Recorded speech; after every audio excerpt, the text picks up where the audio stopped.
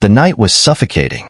Not from the air, thick with the usual stench of rotting refuse and unwashed bodies, but from something unseen. Something that lingered just beneath the surface of Whitechapel's filth. The people here had always known danger.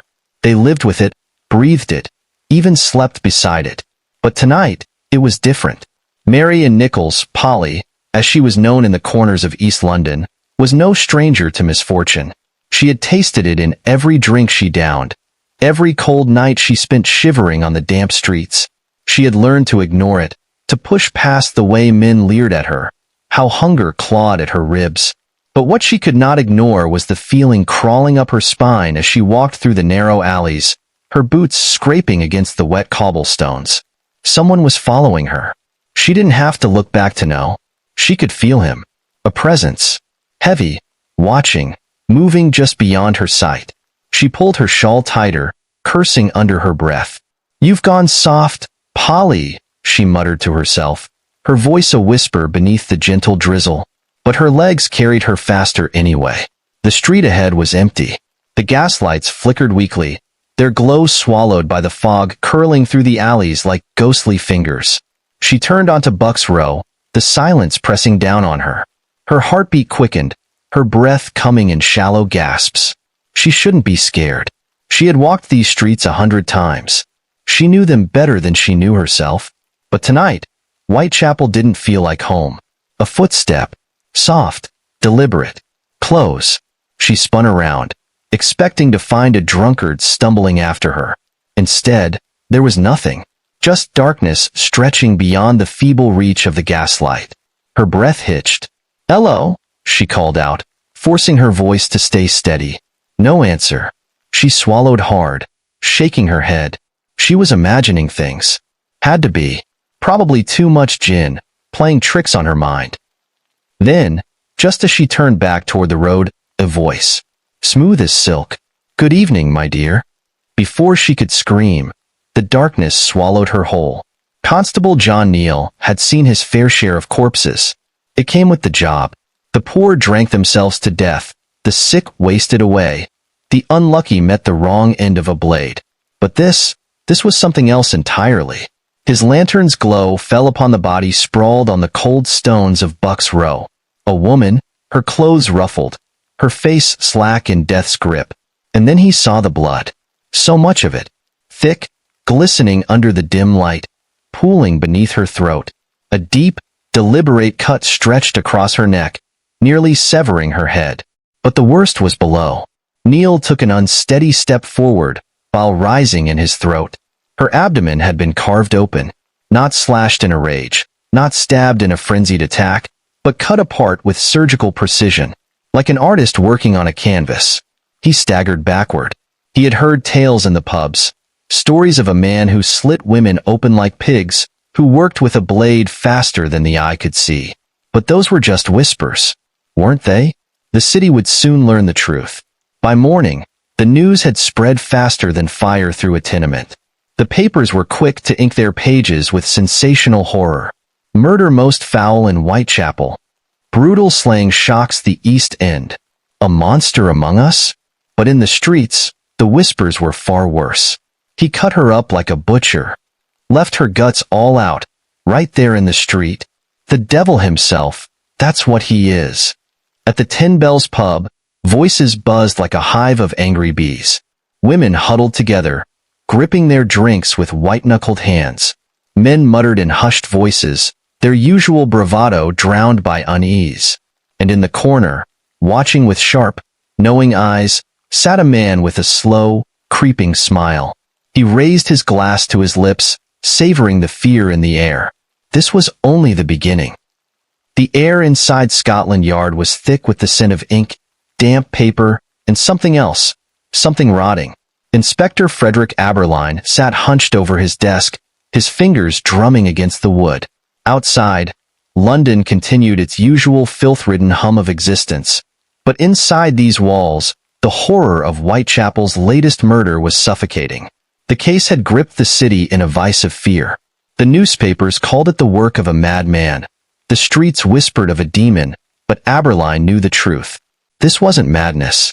This was methodical. And then the letter arrived. A low murmur spread through the yard as a young constable placed the envelope on his desk, his face pale. Another complaint from the public? Aberline muttered, reaching for it. No, sir. The constable hesitated. It was sent directly to us. Aberline's brow furrowed.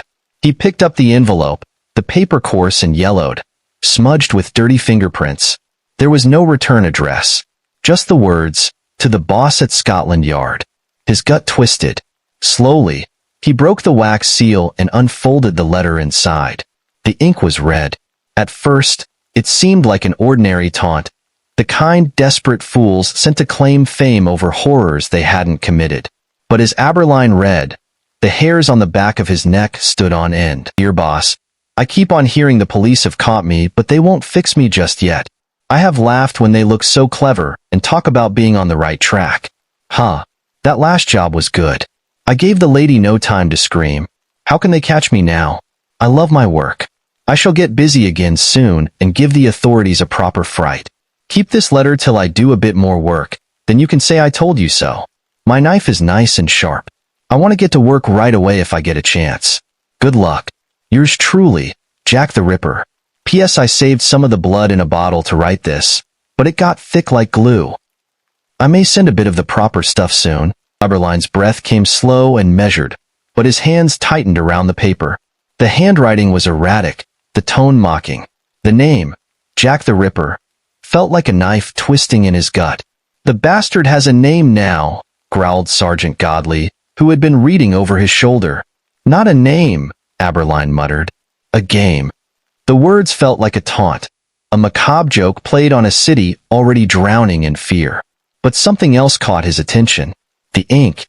He rubbed the paper between his fingers, smearing the dried red stain. It wasn't ordinary ink. The consistency was wrong. Sir, a voice piped up from behind him. A younger officer, no older than 20, swallowed hard. The lab boys, well, they think the ink might be blood. A hush fell over the room. Whose? Aberline asked. We don't know. For the first time in his long career, a chill ran through the inspector's spine. And then he saw it, hidden between the words, barely visible under the smeared ink. Strange symbols. Not letters, not scribbles of madness, but something older. An ancient, deliberate code. This was no ordinary killer. This was something worse. And Whitechapel had only just begun to bleed. The fog in Whitechapel had a way of swallowing sound, muffling footsteps, and making the already narrow streets feel like suffocating corridors of dread. Inspector Frederick Aberline had spent years walking these streets, but lately, every step felt like a descent into something darker, something unseen. Sleep had abandoned him, leaving only exhaustion and a gnawing sense of unease. The letter had been bad enough. A taunt written in what might have been blood, mocking their efforts, laughing at their failure. But it wasn't just the words that haunted him. It was the feeling that had crept into his bones ever since. The sense of being watched. It started the night after the letter arrived. A fleeting presence at the edge of his vision. A silhouette standing beneath a gaslight, obscured by mist, always just far enough that he couldn't make out a face. At first, he dismissed it as paranoia, the weight of the case pressing too hard on his mind. But then it happened again, and again. He tried to catch whoever it was. He turned abruptly, stepped toward the figure, but the moment he moved, the shadow would be gone, dissolved into the fog like it had never been there. But he knew better. Someone was watching him. Tonight, the sensation was worse. It crawled over his skin like unseen fingers, raising the hairs on the back of his neck. The gaslights flickered as he walked, his boots clicking against the cobblestones. Whitechapel was restless, the fear of the Ripper's blade weighing on the streets. But this was something else. This was personal. He turned a corner, and there it was again. A figure, half shrouded in mist, standing motionless beneath the weak glow of a street lamp. The hat, the long coat, features impossible to make out, but the presence was undeniable. Aberline's breath came slow and steady, but his pulse hammered in his ears. He wouldn't let it get away this time. He quickened his pace. The figure didn't move. 20 feet. 15. 10. Then, The gaslight flickered and died. The figure was gone. Aberline's hands clenched into fists. He turned, scanning the alleyways, the doorways, listening for footsteps. But the only sound was the whispering wind through the narrow streets. And then, behind him, a voice. Low, almost amused. "You're not meant to see me yet, Inspector." Aberline spun, reaching for his revolver. But there was nothing. Just fog curling through the empty street. His breath came in sharp bursts. His fingers twitched around the grip of his gun. No footprints. No sign of movement. But the voice had been real, and it had known his name. The night had fallen thick with fog, a blanket that seemed to settle over Whitechapel, choking out the life of the streets. The gaslights sputtered weakly, struggling against the creeping gloom. Inspector Aberline had seen his share of death, had witnessed the brutality that tore through this district, but tonight, something was different, something darker. The constable's voice had broken the silence of the station as he handed over the report. "Another one, sir," he said, his hands trembling slightly, unable to hide the fear in his eyes. "Same as before, but worse." His voice dropped to a whisper. "Her heart's missing." Aberline didn't need to ask for details. He could already feel the dread creeping up his spine, knotting his gut. This wasn't just a killing. This was ritual. He had seen enough to know that something far more sinister was unfolding in the alleys of Whitechapel. Another woman, another victim. But this one, the details were far worse. Her body had been found in a darkened alley near Spitalfields, her limbs splayed unnaturally, her face frozen in a grotesque mask of terror. The cut across her throat was precise, as if done by a surgeon, but the real horror lay beneath her chest, the place where her heart had been, empty, hollow, and there was something else, a mark, carved crudely across her chest, beneath her breasts, something ancient, unnatural. The lines were jagged, but each stroke of the blade had a purpose. No knife had been wielded with such deliberate cruelty. Aberline stood at the crime scene, his hands cold and still, his eyes fixed on the body. The fog seemed to gather around him, thickening the air, pressing in on his lungs. A heavy feeling, almost suffocating. He had seen enough death to be numb to the sight. But this wasn't just another victim. The brutality was too precise, too ritualistic. This had the marks of something older. A woman had been killed, her heart removed, her body marked in a pattern that didn't belong to any murderer they had seen before. This wasn't just a man with a knife. This was something other, something with a purpose. He knelt beside the body, the scent of blood sharp and metallic in the air. He studied the mark, an intricate symbol carved into the woman's skin, the edges still raw and bleeding. The mark was unmistakable. It was ancient, unlike any of the known symbols in the city's archives. He had seen runes, codes, drawings, but this was something different, something he didn't recognize. The wind howled through the alley, carrying with it an eerie whisper that made the hairs on Aberline's neck stand on end. He leaned closer, his fingers tracing the symbol in his mind. A curse? A ritual? The words, Jack the Ripper, suddenly seemed insufficient to describe the malevolent force behind these killings. "Sir." Aberline turned to see Sergeant Godley approaching, his face pale, eyes wide. He looked at the body, his stomach visibly turning. "What in God's name is that symbol?" he asked, his voice cracking. Aberline didn't answer immediately. He studied the mark, then looked at the body's other features, the eyes wide open in terror. "It's not just a murder," he murmured, his voice heavy. "It's a message." Godley stepped closer, but a sudden movement in the shadows made him freeze. Both men turned instinctively, their hands reaching for their weapons. For a moment, nothing moved, nothing breathed. The streets were silent, but the silence felt too heavy, too laden with unseen presence. The wind carried something else this time, a scent, faint but unmistakable, the smell of decay, of something rotten and old. Aberline's eyes narrowed. The air was thick with it, suffocating. He turned his gaze back to the body, then to the fog creeping in around them, a sense of being watched pressing against his chest. It was a ritual, no doubt, but what did it all mean?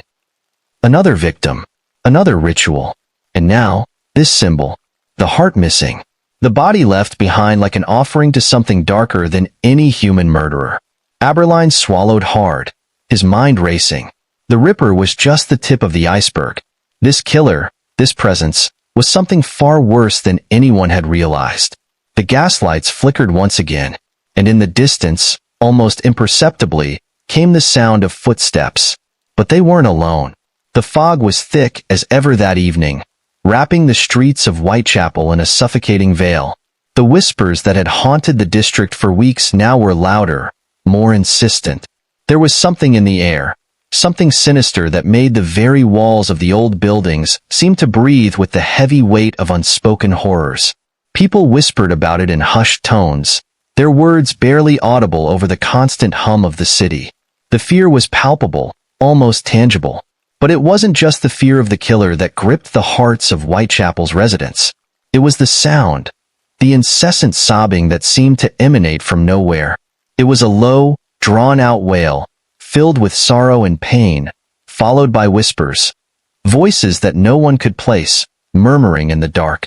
The police, for all their efforts, couldn't find the source of the noise. They searched every alley, every crumbling building.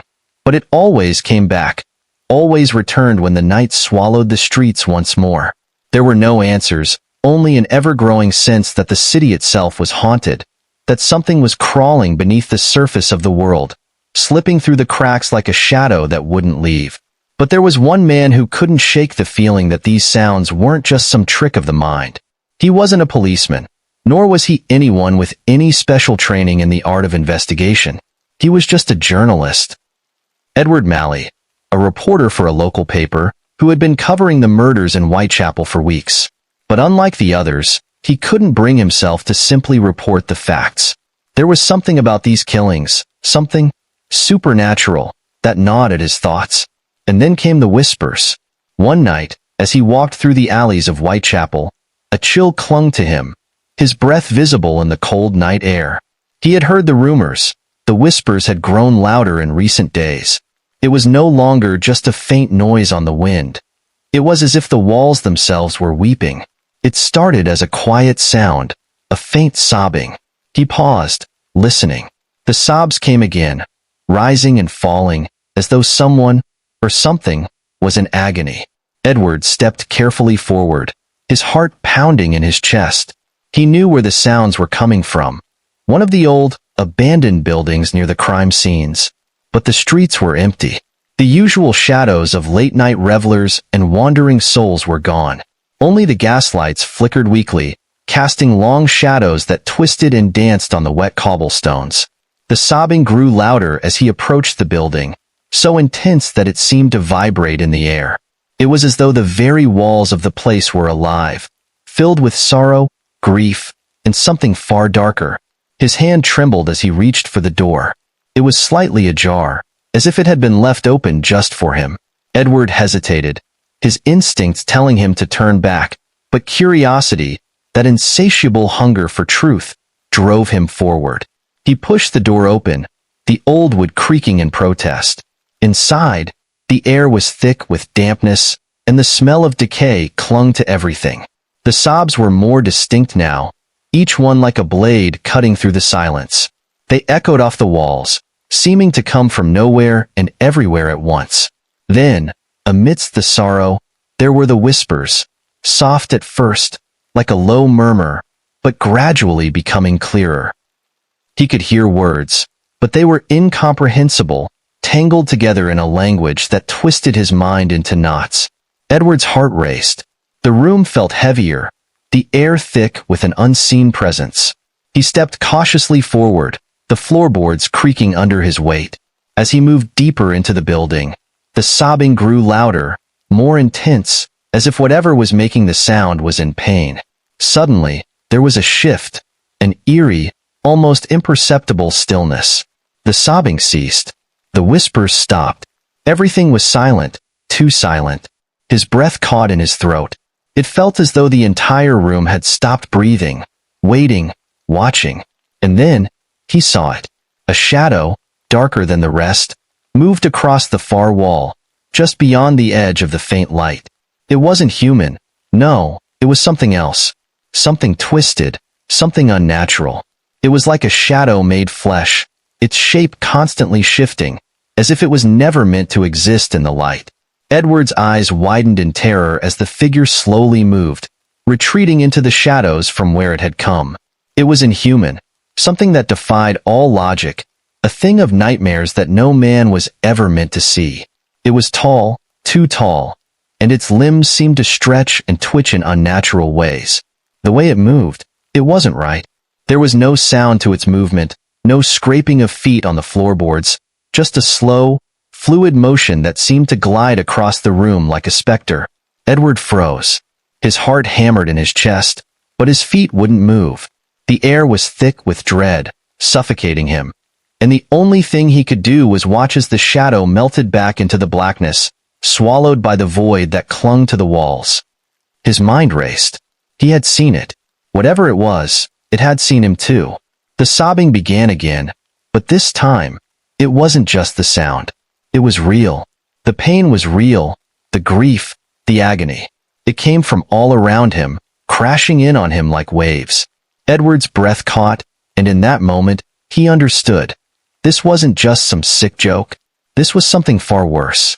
The killings, the whispers, the shadows, they were all tied together, woven into a dark tapestry of something older than time itself. The presence in the building shifted again, closer this time. Edward turned, his feet scrambling to move, but it was too late. The room closed in on him, the whispers rising into a frantic crescendo. He knew, deep down, that he wasn't meant to leave. The thing in the darkness wanted him to stay, to listen, to become part of the ritual. But instinct, the last thread of humanity that still clung to him, screamed at him to run. With a frantic breath, Edward bolted, pushing the door open with force and stumbling into the street. The fog enveloped him like a cold hand on his back, and for a moment, he thought he was free. But the sobbing didn't stop. It followed him, the whispers growing louder, more insistent. Edward Malley ran through the streets of Whitechapel, his mind spiraling into chaos. He had seen it, and he would never be the same again. As he disappeared into the fog, one thought burned through his mind. He had awakened something that could never be put back to rest. Father Calloway had always been a man of unwavering faith. For years, his service in the church had been marked by devotion, compassion, and a deep belief that there was good in every soul. But the murders in Whitechapel had shattered his faith, pulling him into a world where evil was not a myth, not something reserved for ancient texts or far-off lands. It was real. It was here. And it was something far darker than anyone could have ever imagined. The whispers had come to him, too. Those strange murmurs from the corners of his mind, tugging at his thoughts when the city was quiet, when he was alone. He had heard of the killings, of the bloodshed that had stained the streets of Whitechapel, but it was the connection that haunted him most. Jack the Ripper. The name, as it echoed in his thoughts, became a dark omen, a symbol of something that couldn't be fought by the usual means. Father Calloway had been approached by a group, an enigmatic group that had met in secret, their faces shrouded in shadow, their presence unannounced. They had warned him that his involvement in the case would lead him down a dangerous path, one that would challenge everything he believed about the nature of evil. At first, Father Calloway had dismissed them, thought them to be mere conspiracists, their words the ramblings of men consumed by fear and superstition. But as the days passed and the killings continued, he began to see the truth hidden behind their cryptic warnings. Jack wasn't just a man. He was something else, something ancient. The theory that Father Calloway was reluctant to entertain had begun to take root in his mind. What if Jack the Ripper was not just some brutal killer driven by madness? What if he was the vessel for something far more sinister? The priest had spent countless nights in prayer, seeking guidance, but the answers came not in the form of divine revelation but through the twisted records of history and the dark whispers from the group that had approached him. They spoke of a pact, an unholy covenant made long ago with something so ancient that its name had been erased from the memory of men. This entity, they explained, was neither demon nor ghost. It was a being from a time before time, a force of malevolent power that could possess a human soul, turning them into a puppet, a vessel for its dark will. The group, calling themselves the Order of the Black Flame, claimed that they had been watching the signs for centuries. They had been waiting for the return of this entity, and now, they were certain, it had come in the form of Jack the Ripper. The priest was skeptical at first. After all, how could he, a man of God, truly believe that something so vile could possess a person's soul, using their body to commit atrocities that defied all human comprehension? But the more he studied, the more he found himself confronting an undeniable truth.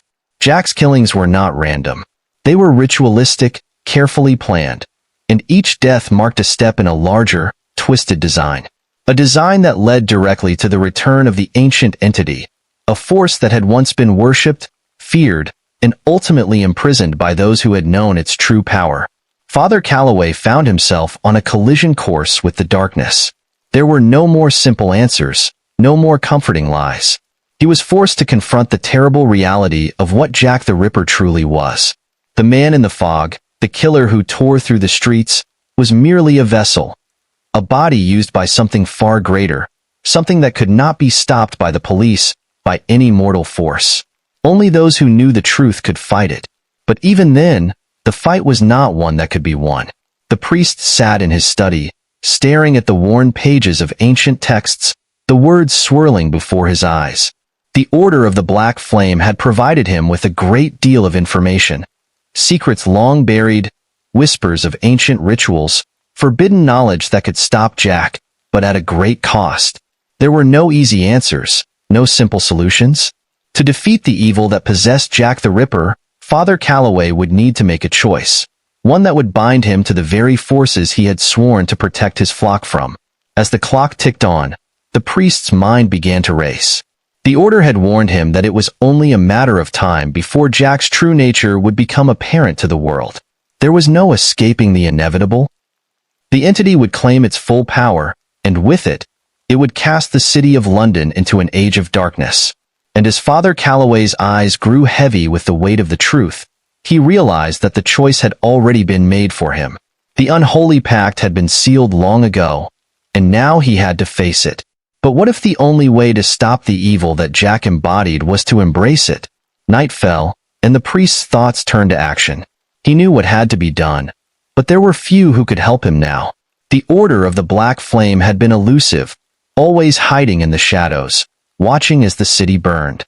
But there was one person who might hold the key to Jack's undoing. Someone who had come close to discovering the truth, but had been silenced before he could reveal it. A detective, a man named Walter Grayson, who had been investigating the killings for months, had unknowingly stumbled upon the same theory. Father Calloway had already sent for him, hoping that they could work together to stop the unholy terror that had descended upon Whitechapel. But the priest couldn't shake the feeling that time was running out. The shadow of evil had grown too strong, too pervasive, and in his heart, he wondered if it was already too late to stop it. The truth was clear now. Jack was not just a man. He was the harbinger of something that could destroy them all.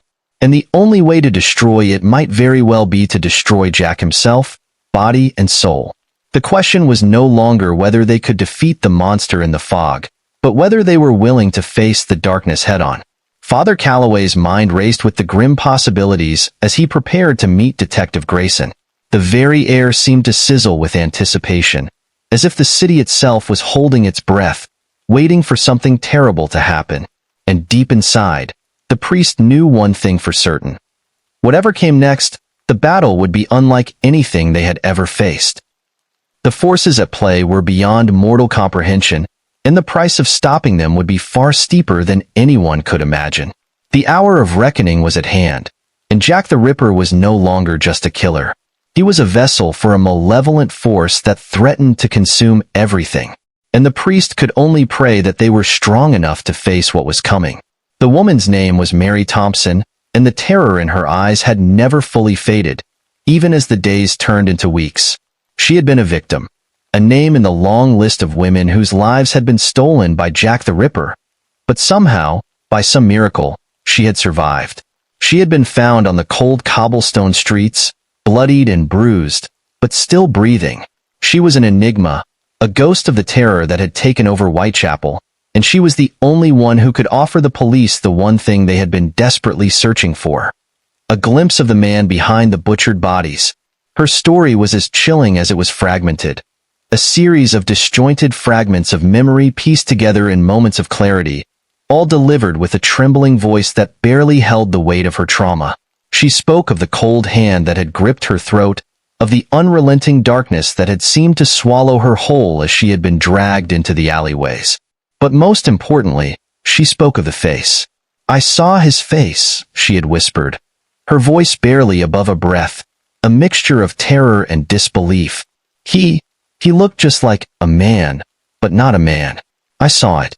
I saw him." She had claimed to know Jack's true identity, to have seen the face of the devil himself. But as soon as those words had passed her lips, a heavy silence had descended upon the room. It was the kind of silence that made every hair on the back of your neck stand up, the kind that told you that something wasn't right. Detective Walter Grayson, who had been tirelessly hunting Jack for months, had been the first to speak after Mary's admission. But his words had been cautious, laced with a fear that he hadn't felt before. "Tell me what you saw," he had urged, leaning forward in his chair, trying to hold her gaze. Mary had locked eyes with him for a fleeting moment, her lips trembling.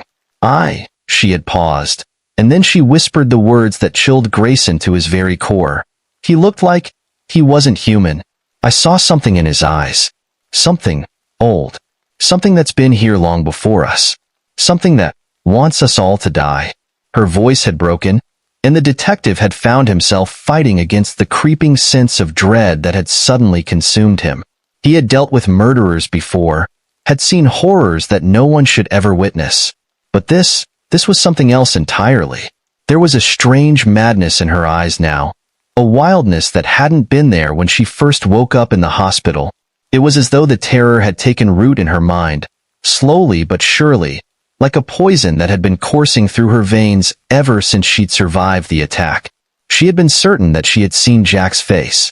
But the more she spoke of it, the more Grayson began to question whether she was telling the truth, or whether something more sinister was at play. He had tried to console her, to assure her that she was safe now, that they would catch the monster who had done this to her. But in his heart, Grayson knew that something had changed. There was an unease in the air, a sense that things were spiraling beyond anyone's control. And the worst part was that the city was starting to talk again, whispering about things that shouldn't be whispered about. As the days wore on, Mary's condition began to deteriorate. She became more agitated, her mind unraveling as she continued to speak of things that couldn't possibly be real. She spoke of visions of shadowy figures, of the presence of something that was always just behind her, watching her. The nightmares grew more vivid. Her sense of reality became blurred, and no matter how much the doctors tried to calm her, it was clear that she wasn't getting better. She wasn't recovering. Then came the night that no one could have predicted. It was an unusually quiet evening in Whitechapel, with the usual fog rolling through the streets and the gas lamps flickering dimly in the darkness. Grayson had just left the station, his mind still heavy with the weight of Mary's words, when he received a call that would haunt him for the rest of his life. Mary was dead. When the police arrived at the scene, they found her body hanging from a lamppost, her eyes wide open, locked in an eternal stare of terror. It wasn't just the way she had died that was disturbing. It was how she had died. There was no sign of struggle, no marks on her neck that suggested she had been strangled. She had been hung, yes, but it was as if she had been placed there, carefully, deliberately. Her hands were not bound, and there was no rope around her neck. It was as if her own body had been forced into that position. Grayson's stomach churned as he gazed upon the horrific scene. It wasn't just the sight of Mary's lifeless body that unsettled him. It was the look in her eyes. Her expression wasn't one of pain or fear, as one might expect. Instead, it was one of pure terror.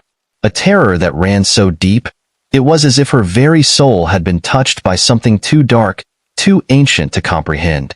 And as Grayson stood there, staring at the body, he couldn't help but feel the presence again. That same unease. The same feeling he had gotten the moment he first heard Mary's story. Something about this entire situation felt wrong. Something about her death felt like part of a twisted, sick game. When the news spread, the city erupted with a mixture of shock and terror. The whispers of Jack the Ripper grew louder, more insistent, as the police scrambled to make sense of the latest death. But Grayson knew, deep down, that Mary had known something, a truth that had cost her life. She had seen something that no one else had. And now she was dead, her silence hanging like a dark cloud over Whitechapel. But the worst part? No one, not even Grayson, knew what she had truly seen. Her death was as much a mystery as the killer himself. There was one thing, though, that was becoming painfully clear. Jack the Ripper was not just a man. He was a force of evil, a demon that had been stalking the streets for far too long. And now, with Mary's death, it seemed that the shadows were growing bolder, more audacious. Grayson could feel the darkness closing in around him, like a hand slowly tightening its grip. And in that moment, he realized that he might be the next target. But he also knew one thing for certain. He wasn't going to stop. Not until he found the monster behind these killings. Even if it cost him everything. The real horror, it seemed, was just beginning. The blood moon hung heavy in the sky, casting an eerie crimson glow across the darkened streets of Whitechapel. The rare lunar event, a phenomenon that hadn't occurred in over a century, had stirred the city into a frenzy. Rumors spread like wildfire, each whisper more chilling than the last. Some believed the moon's unnatural color was a sign of something far more sinister at play, a harbinger of death, perhaps, or even the awakening of an ancient evil. And of course, there were those who whispered of occult rituals, the kind of rituals that could only be fueled by blood, sacrifice, and something far darker than anything the world had ever seen. Detective Walter Grayson had felt the growing unease in the air ever since the last murder. It wasn't just the killings themselves, which had escalated in brutality and frequency. It was the strange sense of pattern that had begun to emerge, a pattern that hinted at something far more complex than the work of a mere serial killer. Something deeper, something ancient. The bodies, though horrifying in their mutilation, had become something of a signature. The removal of the hearts, the strange marks carved into the flesh, the absence of any signs of struggle. It was as if the killer wasn't just killing for the sake of violence, but as part of some ritualistic act. Each murder, each victim, was part of a sickening ceremony, a ritual whose meaning Grayson couldn't yet comprehend. But there was one thing Grayson did know. The blood moon had come, and it had set the stage for something far more terrifying than anyone could have imagined. As the date of the lunar event drew nearer, Grayson's nights became consumed with fear and doubt. He found himself tormented by strange dreams, visions of shadowy figures standing in the distance, their eyes gleaming with malice as they chanted in an ancient language he couldn't understand. His sleep became fitful, each night plagued by the sensation that he was being watched, followed by an unseen force. It was as though the moon itself was casting its gaze upon him, drawing him deeper into the nightmare.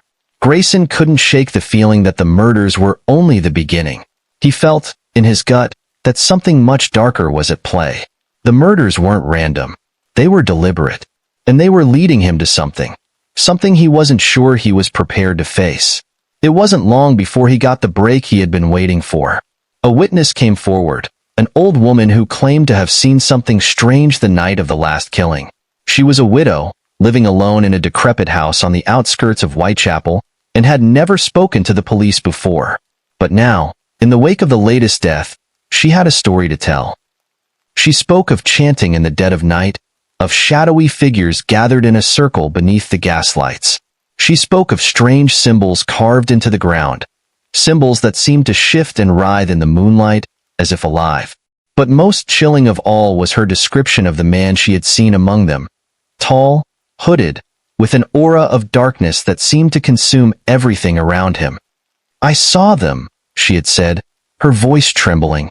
"I saw them in the alley behind the church. They were waiting. They were ready. And when he lifted his arms to the sky, the moon, it changed. It turned red. And then the blood started to flow."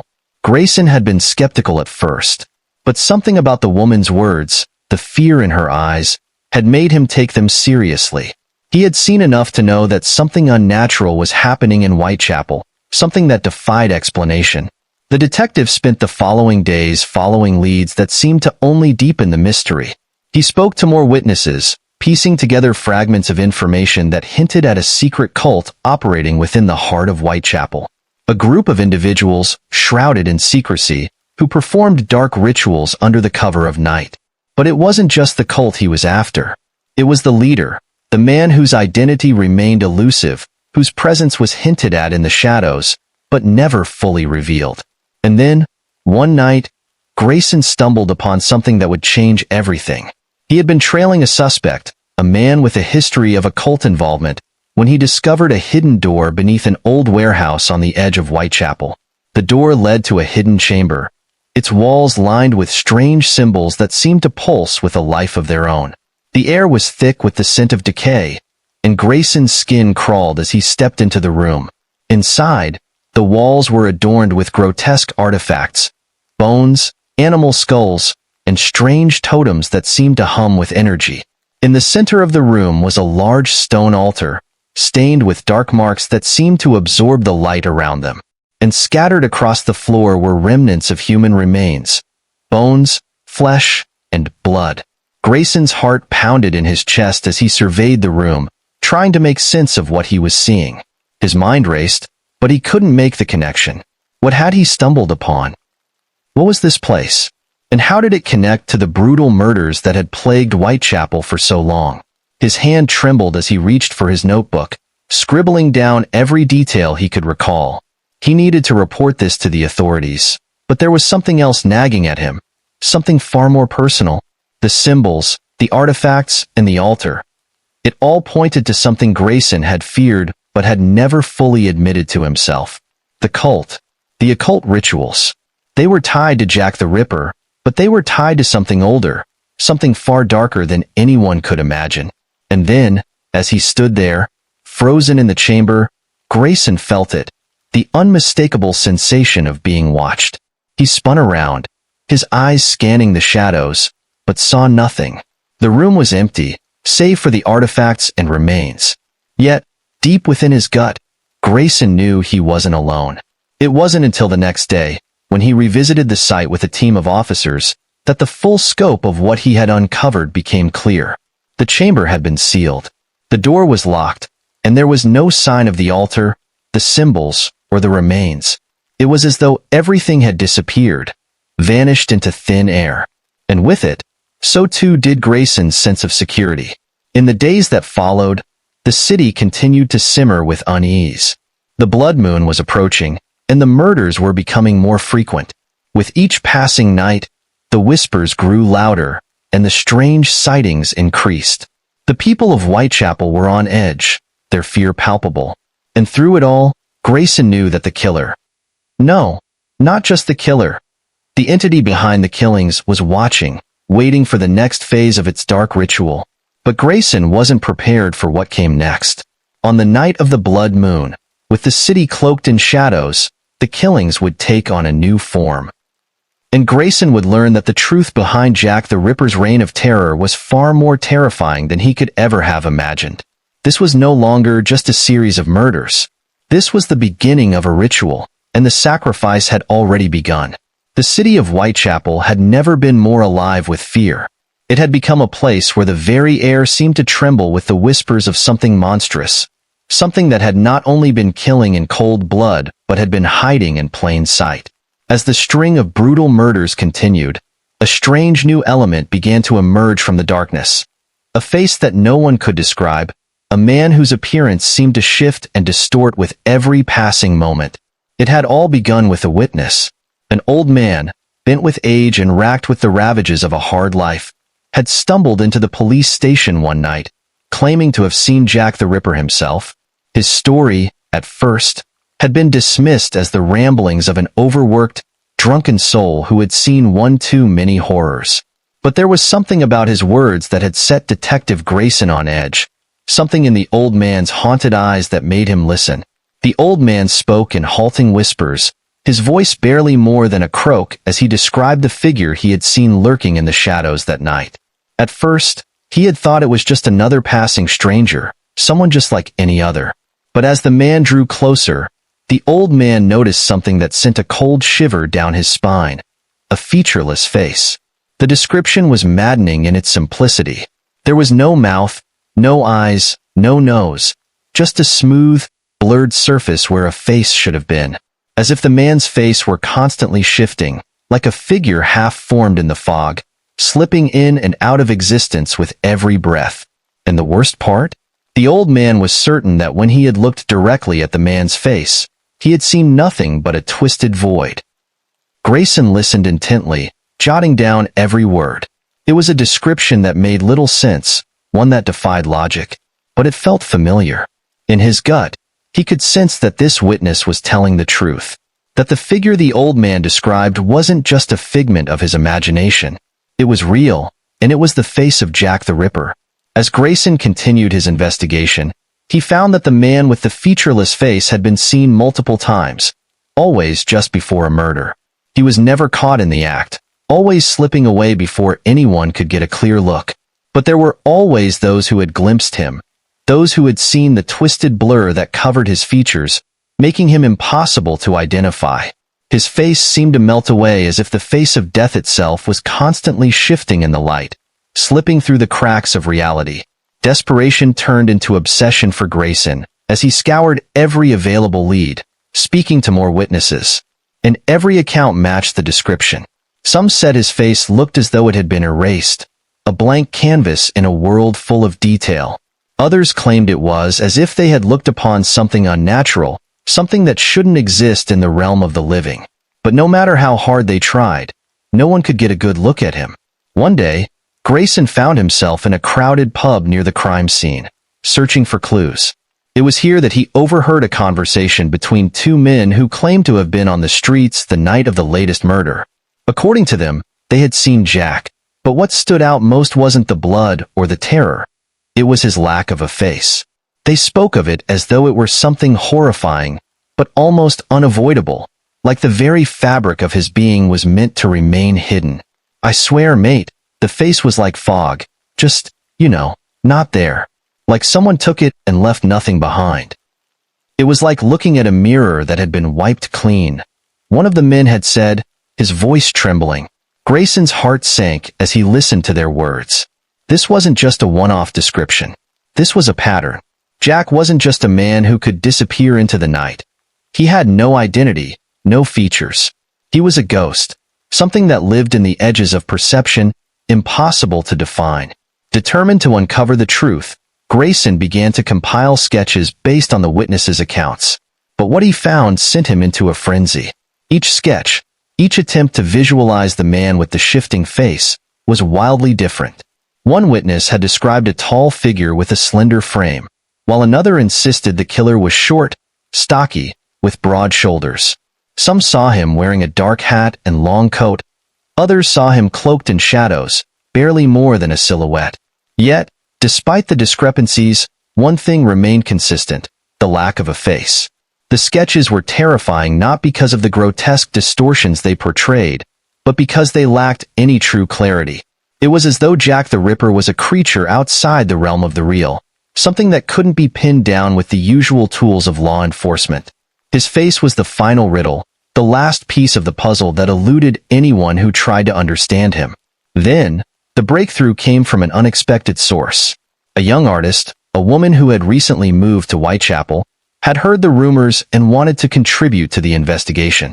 She was known for her work in portraiture, and Grayson had visited her studio, hoping that perhaps her artistic eye might reveal something the police sketches had missed.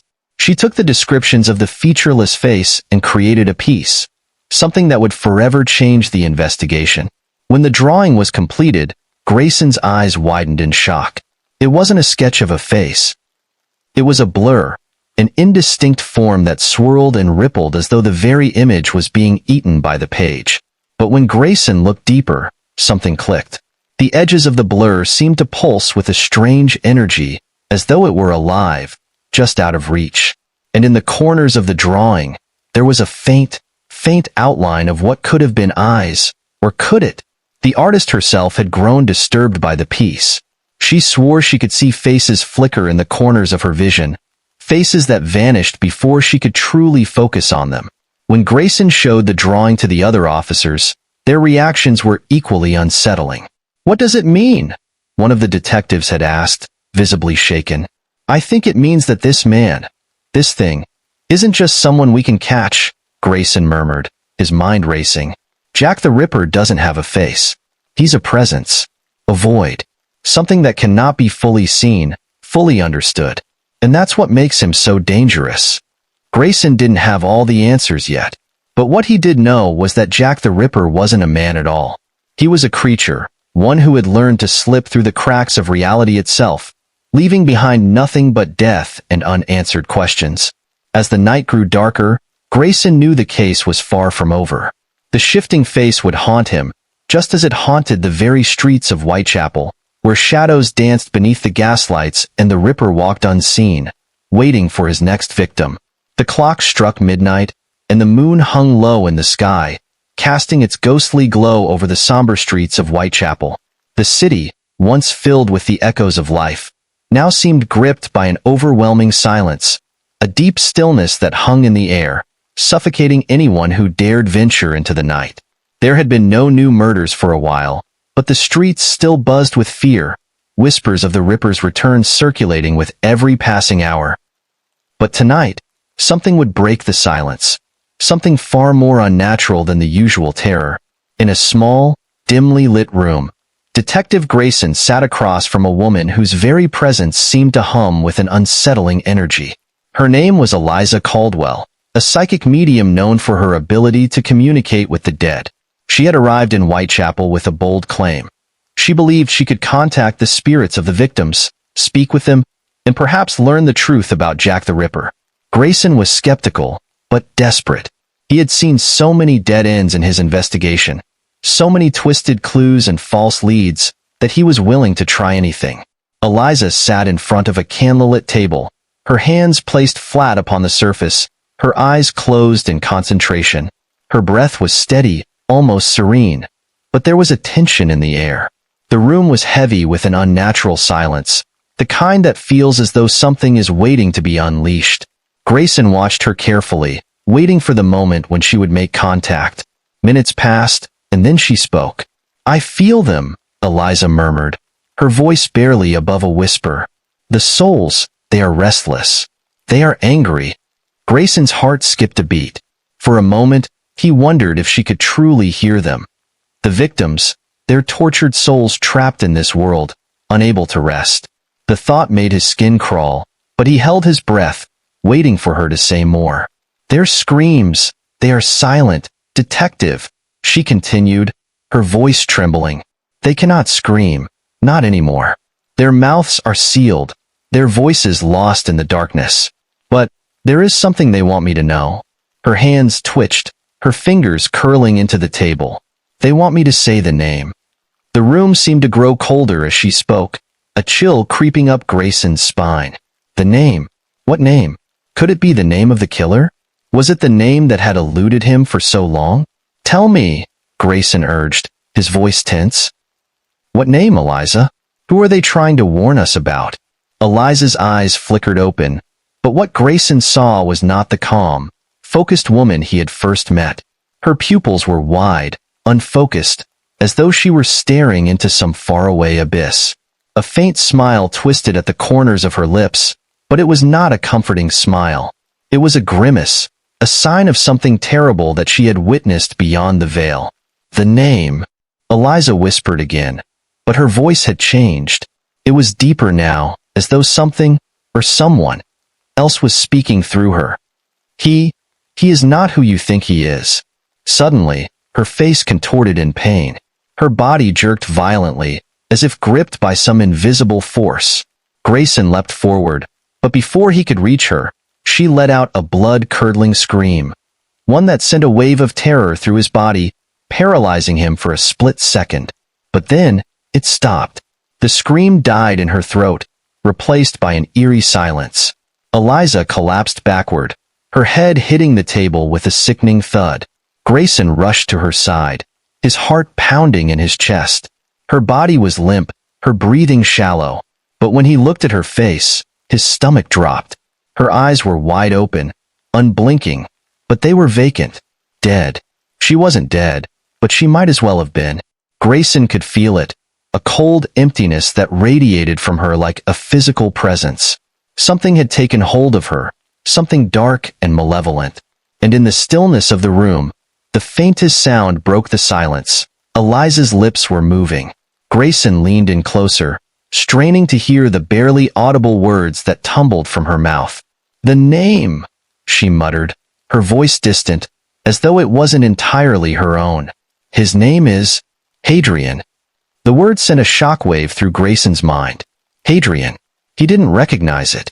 It wasn't a name that had come up in any of the previous investigations or reports. It was foreign, strange, a name that didn't belong in the context of Whitechapel's horrors. "Who is Hadrian?" Grayson whispered, though he wasn't sure if he was speaking to Eliza or to himself.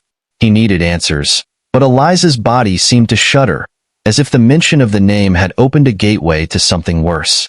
Eliza's eyes snapped open suddenly, her pupils dilated, her gaze wild.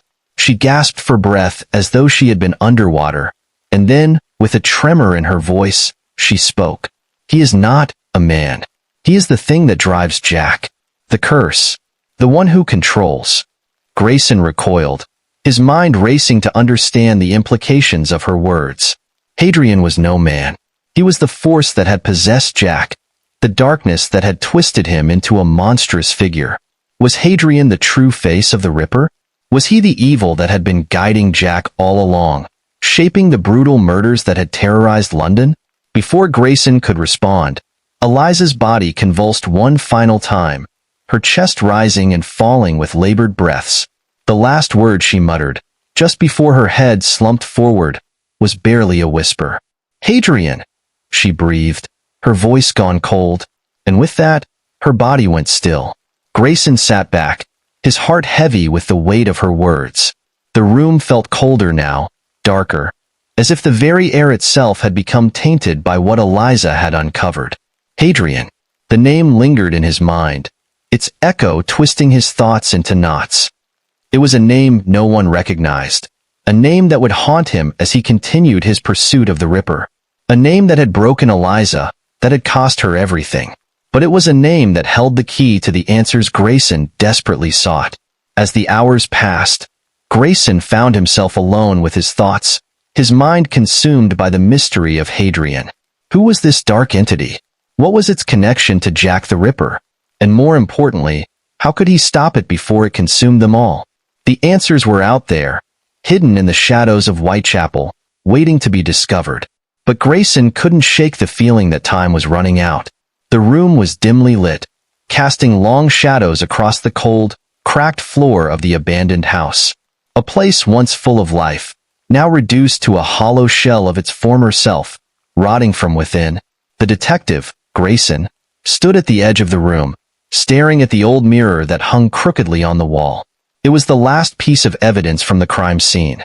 The one item the police had been unable to part with, unwilling to let go of it despite its chilling presence.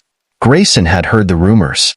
Some believed the mirror to be cursed, a silent witness to the horrors that had unfolded in Whitechapel. It was said that it had been there, in the dark corners of Jack's murders, silently reflecting the moments no one dared to speak about. No one could explain why it was there, or how it seemed to capture more than what the human eye could see. But tonight, Grayson was here, determined to face it head-on. The Ripper's trail had gone cold, and he needed answers. Answers that only the mirror could provide. He approached it cautiously, the air in the room thick with a sense of foreboding. The mirror itself was old, its frame intricately carved with what appeared to be ancient symbols, worn down by time. Its surface was cloudy, as if the glass was reluctant to reveal its secrets. Grayson's hand hesitated over the edge of the frame for a moment before he took a deep breath and reached out to touch it. The moment his fingers brushed against the glass, the room seemed to shift. A cold draft swirled around him, though the windows were sealed tight. The air grew heavy, thick with the stench of decay. And then, as if the mirror itself had come alive, Grayson's reflection flickered and twisted. His own face seemed to ripple in the glass, distorting, until it wasn't him at all. In the reflection, he saw something far more disturbing. Standing behind him, just out of reach of the reflected light, was a figure. It was tall, impossibly still, its body shrouded in shadow. At first, Grayson thought it was simply a trick of the light, a result of the dust and grime on the glass. But as his gaze held steady, he saw it more clearly, a figure with no face. A shadowy shape, like a silhouette, but its presence was undeniable. It wasn't just a reflection. It was something else, something far more sinister. His breath caught in his throat as the shadowed figure reached out, its long, clawed fingers stretching toward the reflection of Grayson. But just as quickly as the image had appeared, it vanished. The mirror was clear once more, showing only his own startled face, staring back at him. Grayson blinked, his pulse pounding in his ears. He stepped back, his body tingling with the remnants of the strange encounter. For a moment, he thought he'd imagined it, that the stress of the case had finally caught up to him. But deep down, he knew better. That wasn't a trick of the mind. The mirror had shown him something that should not be. He quickly turned and walked toward the door, intending to report his findings to his team, but something stopped him. The faintest whisper tickled the edges of his thoughts. The figure in the reflection. It wasn't just standing behind him. It had been watching Jack, watching him kill. A chill ran down Grayson's spine as the realization struck him. The mirror had seen more than just the crimes. It had seen the true nature of the monster. It had seen something in Jack, something otherworldly, lurking beneath the surface. But before Grayson could contemplate this further, the mirror beckoned him back, pulling him in as though it had a life of its own. Something told him that he had to look again. Something told him that the answer to the Ripper's madness was hidden within the glass, waiting to be uncovered. With trembling hands, he returned to the mirror and slowly pressed his palm against the cool surface once more. This time, the reflection didn't flicker. It remained unervingly still. But then, as if to make a mockery of his attempt to understand, a faint image emerged at the edges of the glass. It was Jack, the Ripper. His face twisted in a silent scream, but what Grayson noticed first was not the man, but the shadow behind him. It was the same figure from before. The faceless presence, now standing closer, its outstretched hand hovering over Jack's shoulder, as if guiding him. The reflection showed it all. Jack's dark ritual, the grotesque precision of his murders, and, most chillingly, the otherworldly figure that had been watching him, urging him on. Grayson felt his stomach twist in revulsion. He could feel the weight of the mirror's gaze on him, as though it were no longer simply a passive object, but a living entity, watching him with its unblinking eye. As he stared, the figure in the reflection began to move again, slowly creeping up behind Jack, its hand touching the back of his head. And then, something shifted. The figure turned, revealing a face. Not Jack's face, but a featureless, blurred mass of shadows. Grayson staggered backward, his heart racing. There was something terribly wrong with this mirror. It wasn't just a witness to the crimes, it was an accomplice. And if it had been watching Jack, it meant the shadow had always been there, directing him, feeding him with the madness that had driven him to kill. Grayson's eyes darted to the shard of the mirror he had carelessly knocked off earlier. It lay on the floor, half sunken into the dust, but it too reflected something that shouldn't be. He couldn't tear his eyes away. The shard, shimmering like glass, showed the same shadowy figure, but this time, its presence was clearer, more defined. And behind it, an unblinking eye seemed to stare directly at Grayson, unrelenting in its gaze. It was as if the figure, this thing, had become aware of him. It wasn't just a reflection. It was alive. It was watching him, waiting, its unseen presence surrounding him. Grayson's hand shook as he reached for the shard, but just as his fingers brushed against it, the glass seemed to pulse with energy, as if rejecting him.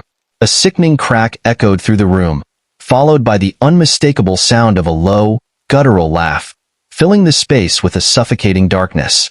Then, with a sudden force, Grayson's hand slammed against the mirror's frame. The glass shattered, sending jagged pieces scattering across the floor. But as the last of the pieces fell to the ground, Grayson could have sworn he saw the unblinking eye in the reflection one last time, staring at him through the shards, mocking him. The mirror was destroyed, but the chilling feeling that something was still watching lingered, a haunting reminder that some things are never truly gone. As Grayson turned to leave, a whisper echoed in his mind, one that seemed to come from the depths of the shattered glass. "You can never escape me." The Ripper was not just a man. He was the vessel for something far darker, and now, Grayson was tangled in its web. The dimly lit library smelled of musty pages and forgotten stories. Dust lingered in the air, disturbed only by the soft rustle of turning pages. Detective Grayson sat at an ancient wooden desk, an old diary open before him, its leather cover cracked and worn with age. The room was quiet, save for the occasional creak of the building's settling foundation. It felt as though the very walls were holding their breath, waiting for something to be uncovered. This was no ordinary case. The truth about Jack the Ripper was far deeper than any of them had imagined. The whispers that had once seemed like mere superstition had now taken root in Grayson's mind, growing into something terrifying and undeniable. What he had uncovered in this diary, an old, yellowed account, seemingly written by someone who had lived through the Ripper's earliest appearances, suggested that Jack the Ripper was not just a man. He was something more, something that had existed for centuries. Grayson traced his fingers across the page, his eyes narrowing at the strange symbols scrawled within the diary. They were the same symbols found at every crime scene. The symbols that had once seemed like the twisted creations of a deranged mind now seemed to have a purpose, one that spanned not just decades, but centuries. This wasn't the first time Jack had appeared. The diary spoke of a man. No, a being that had come to life throughout history, always wearing a different face, always leaving behind a trail of murder and destruction. Each time, he was given a new name, a new identity, but the essence was the same. The entries within the diary spoke of a figure named Jacob, a man who had appeared in the medieval cities of Europe.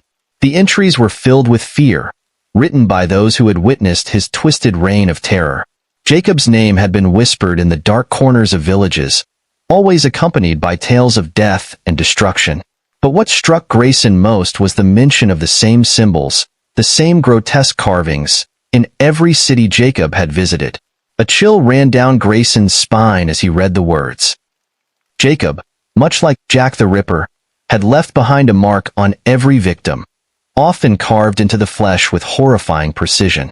The symbols were not just markings. They were part of a ritual, a sick and twisted ritual that had been passed down through the centuries. Each time Jacob, or Jack, emerged, the same symbols appeared. And each time, a new trail of death followed. Grayson flipped to the next page, his breath catching in his throat. The writing became more frantic, as if the author, terrified and desperate, had realized something even more disturbing. The diary's entries stopped abruptly, as though the writer had been interrupted. But there was one last sentence, written hastily, almost like a final warning. The collector of souls has returned, and this time, he will not stop until his collection is complete. The words echoed in Grayson's mind, their meaning hanging heavily in the air. The collector of souls, that was the name this thing had gone by, across time and place. It wasn't just Jack the Ripper, or Jacob, or any other name he'd assumed. It was something ancient, a being that fed on the lives of the innocent. Every death was a soul added to his collection, and as the killings continued, the collector grew stronger, more powerful. Jack the Ripper was just a vessel, a means to an end. Grayson slammed the diary shut, the weight of its contents bearing down on him. This wasn't just a random killer. This wasn't just a madman with a twisted mind. This was something much darker, something that had existed long before Whitechapel, long before the detectives and the police, and something that would continue to haunt the world for centuries to come. He had to stop it. But how could he stop something that had existed for so long? How could he stop something that was beyond the realm of human comprehension? The more Grayson thought about it, the more he realized that he wasn't just fighting against a killer. He was fighting against time itself. As he sat in the silence of the library, the flickering candlelight casting shadows across the walls, Grayson felt a cold hand wrap around his heart. The detective had always believed in the rational, in facts and evidence, but now he knew there was something far more sinister at play. something that no amount of logic could defeat. This thing, the Collector of Souls, was an ancient force, and Jack the Ripper was just its latest incarnation. Grayson rose from his seat, determination burning in his eyes. He couldn't stop it alone. He needed help, someone who could understand the deeper, darker truths that lay beneath the surface. But before he could leave the room, a strange noise came from the hallway, a slow, deliberate tapping. It echoed through the empty house, growing louder with every passing second. Grayson froze. The tap, tap, tap of footsteps, too slow, too deliberate to be anyone's normal stride. The kind of sound you'd hear if someone were dragging their feet. His heart skipped a beat. Could it be Jack? Was he really here? Grayson's hand instinctively went to the revolver at his side, but his legs were frozen. The sound was too close now, too unmistakable. With a sudden flash of fear, he turned to the window, hoping to escape, but his heart sank when he saw the shadow moving outside. It wasn't Jack, but it was something else. The silhouette of a tall figure, shrouded in darkness, stood in the window, and above it, etched into the glass, were the same strange symbols, the ones from the diary. Symbols that had appeared wherever Jack had gone. Symbols that had marked each of the Collector's victims. Symbols that were now marking Grayson's life as well. Suddenly, the tapping stopped. The figure outside turned, slowly, and with that, the room was plunged into total silence. The darkness outside seemed to consume the light in the room, and for a brief, horrifying moment, Grayson saw a flash of eyes. Empty, hollow eyes, staring back at him from the shadows. Grayson stumbled backward, his breath caught in his throat. The Collector had come for him, and this time, there would be no escape. As the door to the library creaked open, the darkness seeped in, pulling him into the abyss. The Collector's collection was about to grow by one more. The dense fog hung over Whitechapel like a suffocating shroud, wrapping the cobblestone streets in a cold embrace. It was the kind of fog that made the world feel small and oppressive, where every corner was a potential death trap, every shadow a hidden danger. The gas lamps along the street flickered weakly, their feeble light barely cutting through the thick mist. It seemed as if the fog had swallowed the town whole, leaving nothing but whispers and the faintest echoes of life. Detective Grayson stood at the edge of the alley, his breath visible in the chilled air, his mind racing. The killings had escalated over the past few days. More victims, more brutality, and no end in sight. The fog seemed to feed the madness, to amplify the fear that already clung to the streets of Whitechapel. It was as if the very air was heavy with death, and Grayson could almost hear the whispers of the victims, their mournful cries carried by the wind. The trail of blood was unmistakable, dark, coagulated stains marking the ground, leading deeper into the fog. Grayson crouched, his gloved fingers tracing the crimson path. His stomach twisted, the stench of death thick in the air, mingling with the dampness of the fog. This was no ordinary murder. The brutality was escalating, becoming more savage, more ritualistic. Each death felt like a step closer to something far worse than anything he could comprehend. He rose to his feet, following the blood trail with grim determination. His mind raced, trying to piece together the clues that had eluded him for so long. The symbols, the patterns, everything pointed to one thing: the Collector. But who, or what was pulling the strings? Was it just Jack the Ripper, or was there something more sinister at work? As he moved further into the alley, the fog seemed to close in around him, making everything feel distorted. His senses were on high alert, every step slow and deliberate. The silence was unsettling, broken only by the occasional drip of water from the rooftops. The sounds of the city felt miles away, drowned out by the thick, suffocating fog. The blood trail continued, leading him to a worn iron gate at the end of the alley. The gate was half open, just wide enough for Grayson to slip through. Beyond it lay a narrow staircase, descending into darkness. He hesitated for a moment, his instinct screaming at him to turn back, to call for backup. But the pull of the case, the pull of Jack the Ripper, was too strong. He had to know what lay beyond this gate, had to understand what twisted secrets Whitechapel was hiding. He stepped through the gate, the air growing colder as he descended the staircase. The darkness wrapped around him like a living thing, and the fog seemed to follow him, creeping through the cracks in the stone walls. The faint sound of dripping water echoed in the distance, a reminder that he wasn't alone. The narrow passageway felt endless, stretching far deeper than he could see. At the bottom of the stairs, the passage opened up into a large underground chamber. The air was thick with the stench of rot, and Grayson's stomach churned at the sight before him. The walls were covered in strange symbols that seemed to glow faintly in the dim light. They were the same symbols he had seen in the diary, in the victims' bodies, in the very heart of the ritual that had been unfolding. But it wasn't just the symbols that caught his attention. It was the bones, piles of them, stacked in grim heaps along the walls. Human bones. The remains of victims long forgotten, their souls seemingly claimed by the collector. The realization hit Grayson like a punch to the gut. This was where Jack had been leading them all along.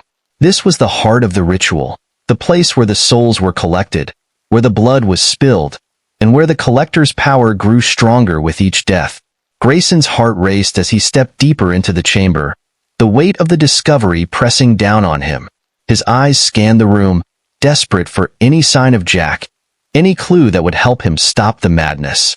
But the room was silent, save for the faint sound of his own breathing, and the sound of the fog creeping into the chamber behind him. Suddenly, a movement caught his eye, a flicker in the corner of the room, a shadow darting just beyond his line of sight. Grayson's hand instinctively went to his revolver, his pulse quickening.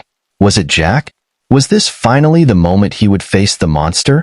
He stepped forward, his footsteps muffled by the damp stone floor. The shadow moved again, this time more deliberate, more aware of his presence. Grayson tightened his grip on the revolver, his senses heightened as he moved closer to the source of the movement. Every muscle in his body was coiled, ready to spring into action at the first sign of danger. Then, out of the darkness, a figure emerged. It wasn't Jack. It wasn't even human. The creature was tall, towering over Grayson, its features obscured by the mist that swirled around it.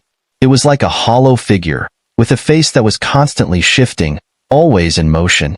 One moment, it looked human. The next it was a grotesque mass of twisted features, a combination of nightmare and reality. Its body seemed to ripple, its form bending in unnatural ways. The symbols that marked the walls were now etched into its very skin, glowing with an eerie, sickly light. Grayson froze, his breath catching in his throat. This was no man. This was something ancient, something that had been waiting for him, watching him from the darkness. The creature's eyes, if they could even be called eyes, locked onto Grayson's, and he felt a wave of nausea wash over him. The eyes were empty, hollow sockets that seemed to stare directly into his soul. It was the collector, and it had come for him. With a sudden movement, the creature lunged toward him, its hands reaching out, claws like sharpened blades. Grayson fired his revolver, the sound echoing through the chamber, but the bullet passed straight through the creature, leaving no mark. It was as if the thing wasn't really there, as if it existed in some other plane of existence. Grayson stumbled backward, his heart pounding in his chest. The creature moved faster now, its form shifting and changing with every step, its presence overwhelming him. Grayson knew that he couldn't fight it, not in the traditional sense. The collector was not a man, not a mortal being. It was something far older, far more powerful than anything he had ever faced. Desperation surged through him. He couldn't let this thing take him. Not yet. Not when he was so close to understanding the truth. Grayson turned and sprinted down the passage, the fog close behind him, the sounds of the creature's pursuit growing louder. He had to escape. He had to survive. But no matter how fast he ran, the fog seemed to swallow him whole, the path before him shifting, twisting, as if the very walls were alive. The passageway stretched on endlessly, the sounds of his footsteps fading into the oppressive silence. And in the distance, just out of sight, Grayson heard a voice, low, guttural, and filled with an ancient hunger. "The collector is waiting for you." The fog closed in, and Grayson realized with growing horror that he was no longer running away. He was running towards something far worse than he could ever have imagined. Detective Grayson sat at his desk, staring at the stack of reports in front of him. It had been days since he last slept, his mind still haunted by the horrors he had witnessed in the fog-choked streets of Whitechapel. But now, something else had caught his attention. It was a detail in the case files that hadn't been there before. A strange address, one that kept appearing in the background of the recent killings. The address was simple enough, 37, Blackthorn Street. It first appeared in the report on the disappearance of a young woman found on the edge of Whitechapel, her body mutilated in a manner eerily similar to the other victims. Then it appeared again in a witness statement about a suspicious figure seen near the scene of a brutal murder. Each time, the address came up, but no one could explain why. Grayson had already followed every lead. He'd traced every step, every detail, yet 37, Blackthorn Street seemed to be a ghost, mentioned repeatedly, yet non-existent. It made no sense. The address had no record, no known location in Whitechapel. When he asked the locals, they all seemed confused, some even dismissing it with a nervous laugh. No one knew of such a place. Or perhaps, more unsettlingly, no one wanted to. Frustrated, Grayson dug deeper. He pulled out old maps of Whitechapel, ancient records that might shed some light on the mysterious address. As his fingers traced the streets, the creaky paper of the maps whispering under his touch, he felt a strange chill in the air. He found it. 37, Blackthorn Street. Or at least, it should have been there. The map was marked with a faded outline of a building in that exact spot. But there was no house, no structure, just a vacant lot, one that had remained that way for decades. His brow furrowed as he flipped through more pages, more records. His gut told him that something was off. This wasn't a simple case of oversight or error. There was something deliberate about it. Grayson's heart skipped a beat when he stumbled across an old newspaper clipping from 1887. The headline was chilling. House fire claims lives of family at 37, Blackthorn Street. The article went on to describe a tragic fire that had consumed the house in the dead of night, leaving nothing but ash behind. But there was something worse, a detail that made Grayson's blood run cold. The fire had been no accident. The owner of the house, a man by the name of Victor Blackthorn, had died in the flames. But the way it was written, it was almost as if he had been trapped inside, unable to escape. And even more disturbing, the article mentioned that the fire department had arrived to find nothing but the smoldering remnants of the house. But the street was completely devoid of smoke.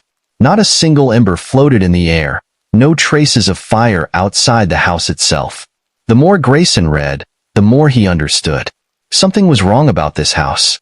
Something about its history, its tragic end, was tied to the horror he was witnessing in Whitechapel.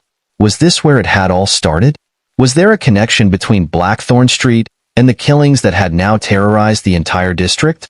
Unable to shake the creeping sense of dread, Grayson stood up from his desk, his mind made up.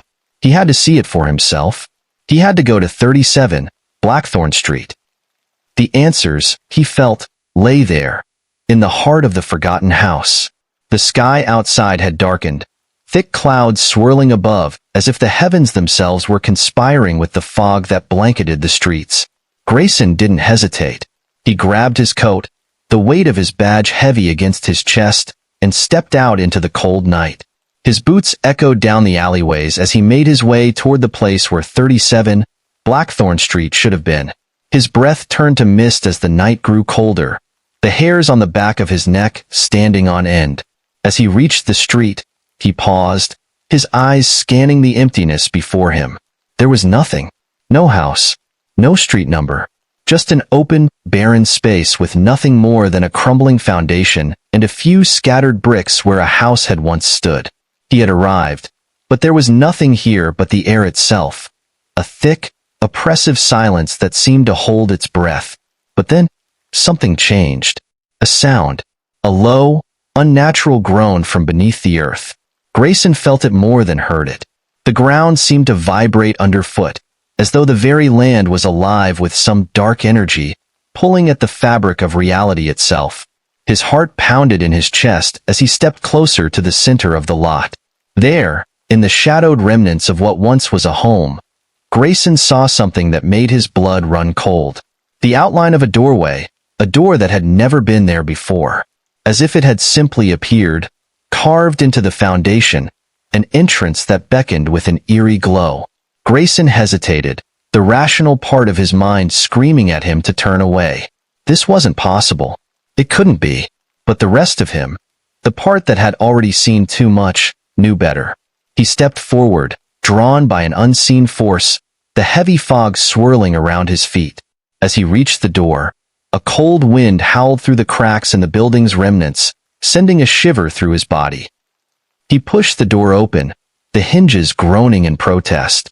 Inside was a single, dimly lit room.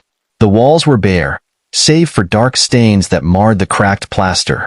It smelled of decay, of something ancient, like the stench of rot and death that Grayson had only encountered in the deepest, most forgotten places. And then he saw it. A table in the center of the room, covered in dust and cobwebs. Upon it lay something that sent a wave of nausea through his body. A human heart. Fresh. Still beating. Grayson stumbled back, his mind struggling to comprehend what he was seeing. But as his eyes scanned the rest of the room, he saw something far worse. The walls were covered in symbols, symbols that were eerily familiar. They matched the ones he had seen at the crime scenes, the ones tied to the murders of Jack the Ripper. But there was something else. A name, etched into the very wood of the table where the heart lay. Grayson's breath caught in his throat when he read it. Victor Blackthorne. The truth hit him like a punch to the gut. The house, the fire, the curse, it was all connected. The house hadn't burned down by accident. It had been consumed by something otherworldly, something that had claimed the lives of the Blackthorne family and had waited for centuries to rise again. The door slammed shut behind him with a force that knocked him to the ground. The light flickered, casting long shadows on the walls, and Grayson could hear something moving in the darkness, something that shouldn't exist.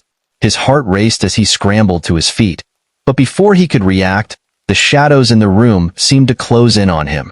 He was not alone. The walls seemed to whisper, and a voice, a low, guttural whisper, floated toward him from the darkness. The house will always exist. You cannot escape the curse of Blackthorne. Grayson's blood ran cold as he realized he had made a fatal mistake. The house shouldn't exist, but it did, and it always would. Detective Grayson sat hunched over his desk, staring at the letter in his hand, the paper trembling slightly under his grip. The words on it were scrawled hastily, as if written in a feverish rush. His heart pounded with a mixture of disbelief and dread as he read the chilling contents over and over again. The end is near, but if I fall, you should know, something worse will come. The blood will never stop flowing. It will never end. The letter was signed, in the same mocking script that had become all too familiar, Jack the Ripper. This letter was different from all the others, though. The previous letters had taunted the police, hinting at the killer's next move or gloating over the misery he had caused. But this one was different. It was a warning, a prediction, and not just a prediction of Jack's own demise, but a foretelling of something worse, something even more monstrous. Grayson's breath hitched as he glanced at the date scrawled at the bottom of the page. 6 months from now. The ink was fresh, not a single sign of age. But it shouldn't have been possible. How could Jack have known the future? How could he have predicted his own end so accurately? The detective felt a wave of nausea roll over him. He had seen terrible things, things that would haunt him for the rest of his life. But the implications of this letter were far worse than anything he had encountered so far. The words burned themselves into his brain, leaving an unsettling, suffocating sense of foreboding. If Jack was indeed dead, then something worse would come, something even more terrifying. The thought gnawed at Grayson's mind, making him feel like he was being suffocated by the very air around him. He set the letter down on the desk, his hands shaking as he pressed his palms against his forehead. He had to make sense of this. He had to figure out what it meant. The killings had slowed down in recent weeks, but the terror that Jack the Ripper had instilled in Whitechapel never fully faded. Now, it seemed like a storm was brewing, something far darker than anything he could have imagined. As Grayson leaned back in his chair, trying to collect his thoughts, He couldn't shake the feeling that he was being watched. His office felt colder than it should have been, the dim light casting long, distorted shadows on the walls. He could hear a distant sound, almost imperceptible, like the soft scrape of footsteps echoing through the empty hallways. His pulse quickened, and he instinctively reached for the revolver holstered at his side. He stood up, his chair scraping loudly against the wooden floor, and walked toward the window. The fog had returned to Whitechapel, a thick, suffocating mist that crept through the streets like an unholy presence.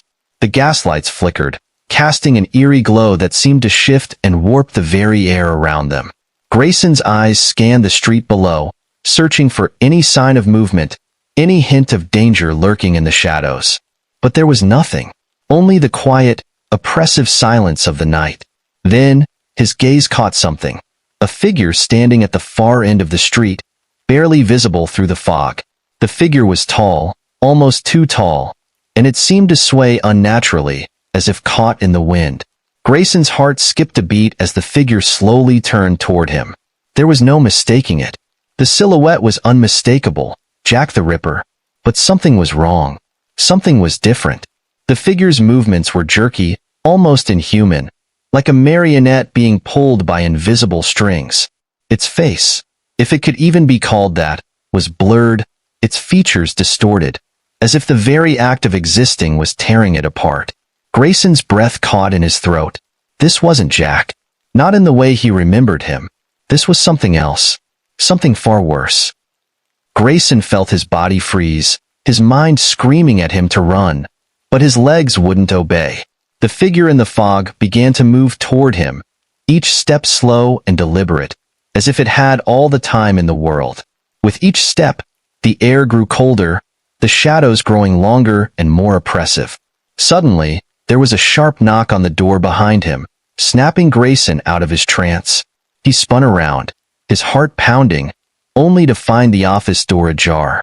No one had entered. No one was there. But the feeling of being watched was still there, heavy in the air like a suffocating blanket.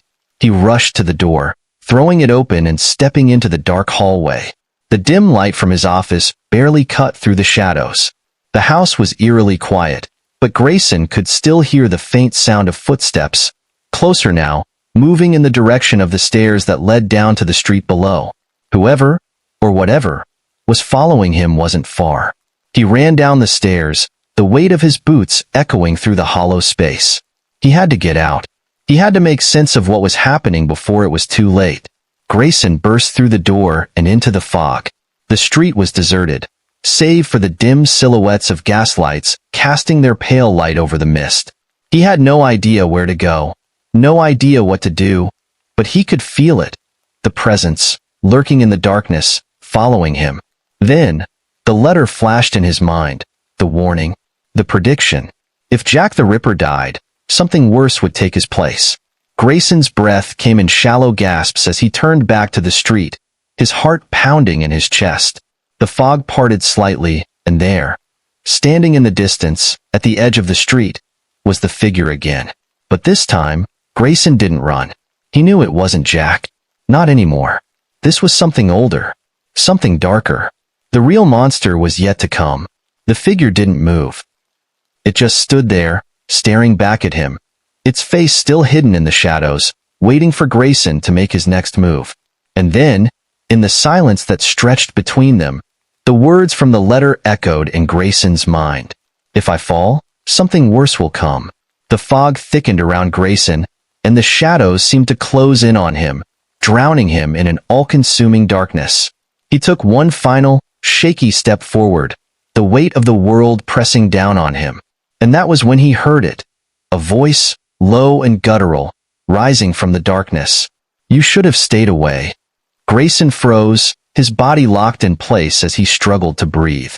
The words felt like ice in his veins, freezing him from the inside out. His eyes darted to the figure, but it had disappeared, swallowed by the fog. He was alone. Or was he? The night was still and cold, but something had changed. The final letter had come, and with it, the nightmare was only beginning. Detective Grayson stood motionless in front of the abandoned church, his breath shallow, his hands shaking from a mix of fear and adrenaline. The fog around them seemed to thicken, pressing in on them from all sides, but the oppressive silence of Whitechapel was deafening. His heart hammered in his chest, each beat louder than the last. He had been chasing Jack for months, following the trail of death and madness that had led them here, to the very heart of the killer's twisted world. Beside him, the journalist Emma Westwood clutched her notepad, her knuckles white as she gripped it tightly. She had seen horrors beyond imagination, but even she couldn't mask the look of terror in her eyes as they stood at the threshold of the church. She had followed Grayson into this nightmare, but she wasn't sure she could go any further. "Are you sure?" she whispered, her voice barely audible over the distant howling wind. Grayson nodded, his jaw clenched. The letter, the symbols, the murders, they all led here. And now, it was time to face the truth. He pushed the creaking door open, and the scent of rot and decay assaulted them. The church was dark, its windows shattered, the stone floor covered in layers of dust and debris. The remnants of an old altar stood in the center, its wood warped and splintered. But that wasn't what made Grayson's stomach twist with dread. It was the sound, the low, guttural hum that vibrated through the air, like the whispering of hundreds of voices speaking in unison, all chanting one word, Jack. Emma shuddered beside him. "What is that sound?" she asked, her voice trembling. "I don't know," Grayson replied, his voice tight. "But we're about to find out." They moved further into the church, the air thick with the scent of blood and something far worse. The light from their torches flickered in the dark, casting long, eerie shadows on the walls. The sound of their footsteps echoed through the cavernous space, but every step seemed to be swallowed by the overwhelming silence that followed. And then, as they reached the center of the church, they saw it. The circle. The floor was stained with blood, the once white tiles now marred by the crimson hue. At the center of the circle, the mutilated bodies of several victims were arranged in an obscene ritual, their eyes wide open in eternal terror, their mouths frozen in screams that would never be heard again. Each body was marked with the same symbols, the same sickening symbols Grayson had seen on the letters, on the victims, on the walls of the abandoned buildings where Jack had struck. But here, in the center of it all, stood Jack. He was tall, impossibly tall, his figure cloaked in shadow. His face was hidden beneath a dark hood, but even from a distance, Grayson could feel the malevolent presence radiating from him. It was as if the darkness itself had taken form, standing before them, daring them to challenge it. For a moment, Grayson couldn't move. He couldn't breathe. The sight before him was so grotesque, so unnatural, that his mind struggled to process it. And yet, there Jack stood, as if this was his domain, his world, a place where death was not just a curse, but a sacred act. Emma stepped forward, her voice trembling. "Jack, we've been looking for you. It's over. The killings, everything. It ends tonight." Jack's head tilted slightly, as though considering her words, but he didn't speak. He simply stood there, his figure obscured by the shadows, his presence growing more oppressive by the second. Then, slowly, he reached up with one hand, pulling back the hood to reveal his face. But there was nothing there. Where his face should have been was a smooth, featureless mask of skin, pale, lifeless, and blank. It was as if he had never had a face at all, or as if his face had been stolen from him by some dark force. Emma gasped, stumbling backward. "Oh my God, what is that?" Grayson's stomach churned. He had seen death, and he had seen madness, but this was beyond anything he could have imagined. He knew now that Jack was not just a man, but something far darker, something older. Jack lifted his arms, and the air seemed to grow colder, the temperature dropping to an almost unbearable chill. The sound of the chanting grew louder, more urgent, as if the very walls of the church were alive with the voices of the dead. "You shouldn't have come here," Jack's voice whispered, low and guttural, like a serpent hissing from the shadows. Grayson's heart raced as the words sank in. He couldn't move, couldn't speak, as the full weight of what was happening settled over him. Jack wasn't just a killer. He was something else, something ancient, something that had lived through centuries, feeding on the blood and fear of the innocent. "We won't let you continue this," Grayson finally said, his voice hoarse, but filled with determination. But Jack just smiled, the eerie, hollow smile of a creature that knew its power could never be defeated. He stepped into the circle of bodies, and as he did, the blood that stained the floor seemed to shift, swirling around him as if it had a life of its own. The air crackled with dark energy, and Grayson felt his legs go weak beneath him. He had never felt such pure, unrelenting evil before.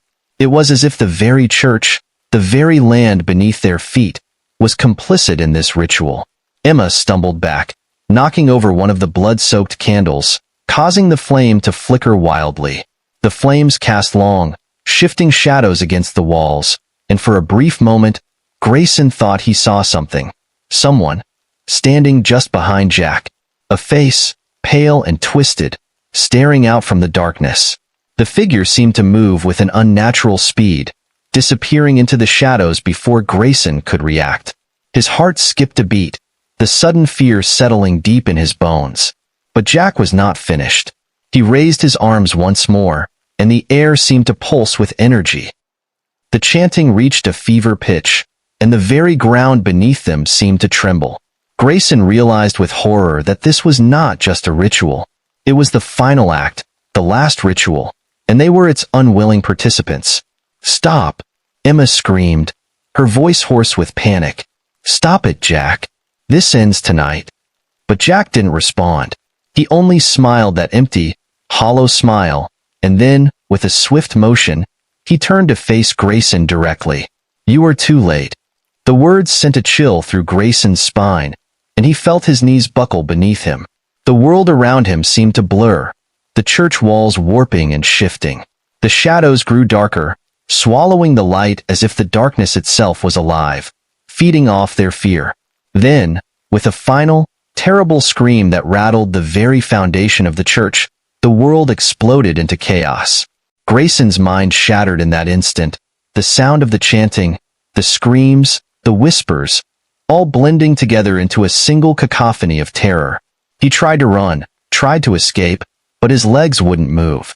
All he could do was watch as the figure of Jack, no, the thing that had once been Jack, began to dissolve into the shadows, consumed by the dark power that had taken hold of the church. And as the darkness closed in, Grayson's last thoughts were of the warning he had received, the promise that something far worse was still to come. Grayson's mind was a whirlwind of fear and disbelief as he watched Jack step forward, his form shifting like a living nightmare. The creature in front of him wasn't just a killer. It was something beyond human comprehension, something far older and more terrifying than anything Grayson had ever faced. And now, for the first time, he was about to see the true face of the monster he had hunted for months. Jack reached up slowly, his hand trembling as if he were savoring the moment, prolonging the horror. The air around them seemed to thicken, and Grayson's breath caught in his throat. Emma stood beside him, frozen in place, her face pale with terror, her eyes wide as she watched the unfolding nightmare. "You wanted to see my face, detective," Jack's voice echoed through the empty church, dripping with dark amusement. "Well, now you will. But be warned, it may not be what you expect." Grayson's heart raced in his chest as Jack's fingers curled around the edge of his mask, pulling it off with a slow, deliberate motion. The mask fell away to reveal nothing. There was no face beneath it, just a featureless void of skin, pale and smooth like an empty canvas. For a split second, Grayson thought his mind had shattered. He couldn't comprehend what he was seeing. No eyes, no nose, no mouth, just an empty, smooth surface where a face should have been. And then, like a grotesque mirror, the maskless face shifted. It wasn't a single face that stared back at Grayson. No, it was a collection, a twisted parade of faces, each one different, each one familiar. The first face that emerged was that of Emily, the young woman he had found just days earlier, her eyes wide open in frozen horror. She seemed to scream, but no sound came from her lips. And then, it was replaced by another face. An old man, his features contorted in a rictus of pain. Grayson knew that face. It belonged to a homeless man he had passed in the streets just weeks ago. His features were blurred, as if they had been scrawled in ink and smeared across the page. The faces kept changing, cycling through each victim that had fallen to Jack's hand. The woman from the alley, the prostitute found by the docks, the elderly couple who had been slaughtered in their home. Their faces flashed by in a sickening blur of terror and pain, their mouths moving in silent screams that chilled Grayson to his core. Emma gasped, stepping back. "What is this?" Grayson couldn't answer. He could only stare at the monstrosity before him as the faces continued to shift and twist, cycling through dozens, maybe hundreds of people. But there was something else, something deeper in the shifting visage. Beneath the faces, Grayson thought he saw something else, something that wasn't human, something darker. The thing beneath Jack's mask wasn't just the faces of his victims. It was something else entirely, a creature that fed on fear, that lived off the terror and pain of those it killed. The faces were just a mask, a way for the creature to mock its prey. It was an abomination, a twisted reflection of everything that Jack had been, and something more. Grayson's mind spun as he realized what Jack truly was. This wasn't a man driven by madness, nor a sadistic killer. No, Jack was a vessel, a cursed entity that had used the body of a man to terrorize the living. It had worn the face of its host, taking on his identity, but its true form had always been hidden beneath the mask. As the last of the faces disappeared, the void beneath Jack's skin seemed to grow larger, swallowing the light around it. Grayson stumbled back, trying to keep his feet under him, but he felt himself falling. There was no ground beneath him, only an endless void, an abyss of blackness that threatened to consume everything in its path. And then, as if to seal his fate, Jack's voice boomed out again, low and guttural. "You wanted to know what I am. Now you see the truth. I am the face of your deepest fears, detective, and soon, you will join them." Grayson could feel the weight of those words settle over him like a suffocating blanket. He was no longer chasing a man, no longer trying to solve a case. He had unwittingly stepped into something far beyond his understanding. A game that had been played for centuries, perhaps longer. Jack was not just a killer. He was a curse, a living nightmare that thrived on fear and death. And now, Grayson knew he had to make a choice. He could run, try to escape this place, this madness. But he knew that wouldn't work. The thing before him was not bound by human laws. It was not a man to be caught and imprisoned. Jack's form seemed to writhe, as though it were changing shape again. Grayson's breath quickened, his thoughts racing, but his body was frozen, paralyzed by the sight in front of him. It was impossible. It couldn't be real. "You can't stop me, detective," Jack said, his voice now a low growl, the faces continuing to shift behind him. "You're already part of my collection. You just don't know it yet." Grayson's eyes darted around, desperate for any escape. He could hear Emma's shallow breaths beside him, her terrified whispers barely audible above the pounding of his own heart. But it was too late. They were trapped. The walls of the church, the very air they breathed, seemed to close in on them, suffocating them with a weight that couldn't be lifted. Jack stepped closer, the shifting faces still cycling in and out of view, each one a stark reminder of the lives he had taken. "You'll see me again, detective, soon enough. But next time, I won't be the one wearing a mask. You will." And with that, the faces disappeared, leaving nothing but the featureless void staring back at Grayson. He had no idea what was real anymore. He had no idea if the nightmare was over. All he could hear was the whisper of Jack's voice in the back of his mind, promising that the game would never end. Not until he was the one wearing the mask. Grayson stumbled backward, his body trembling as the reality around him began to warp. Jack? No, whatever Jack had become, was no longer standing in front of him, that grotesque shifting mass of faces fading into a shadow. The creature that had haunted his every step for months began to collapse, its form disintegrating into a cloud of black mist that writhed in the air like a living thing. No, this can't be happening. Grayson's voice cracked, his hands flying to his head as the air around him grew thick, heavy with the remnants of Jack's twisted presence. It was as if the very atmosphere had absorbed the malevolent energy of the creature, and now it was suffocating him, pulling at his thoughts, clouding his mind. Jack's form continued to dissolve, the faces no longer cycling through, no longer taunting him. But even as the body vanished, a sickening whisper lingered in the air, a low, seductive murmur that gnawed at the edges of Grayson's sanity. It was coming from within his own mind. "You can't escape, detective. Not now. Not ever." Grayson's heart skipped a beat. The voice wasn't Jack's anymore. It was deeper, darker, far more ancient. He could feel the pressure building in his skull, the whispers wrapping around his consciousness like a vice. His mind screamed in protest, but the words were already too deep, sinking into the very marrow of his thoughts. The mist that had once been Jack seemed to pool around the floor, curling at Grayson's feet like a snake waiting to strike. He could feel its coldness against his skin, an unnatural chill that seemed to seep into his bones.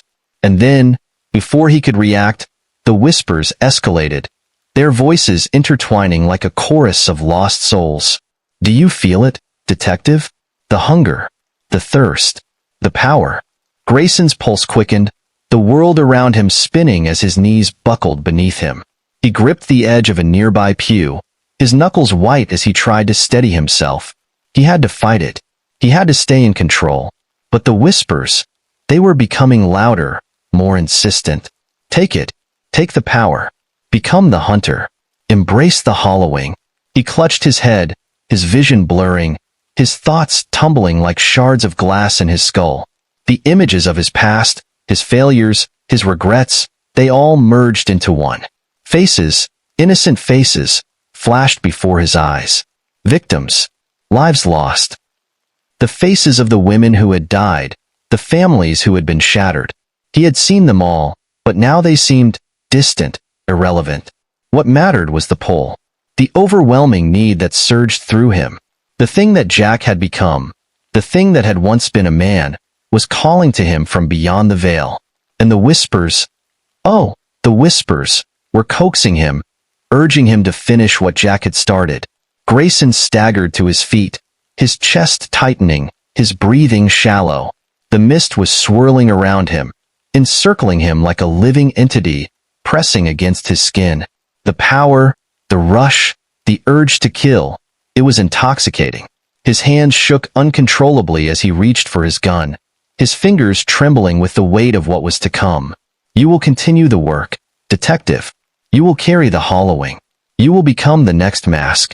Grayson's vision flashed with images of the murders he had investigated, of the faces of the victims who had been claimed by Jack's hand. But now, those faces seemed less like victims and more like opportunities. The hollowing wasn't just Jack's curse, it was now his. It had found a new vessel. It had found him.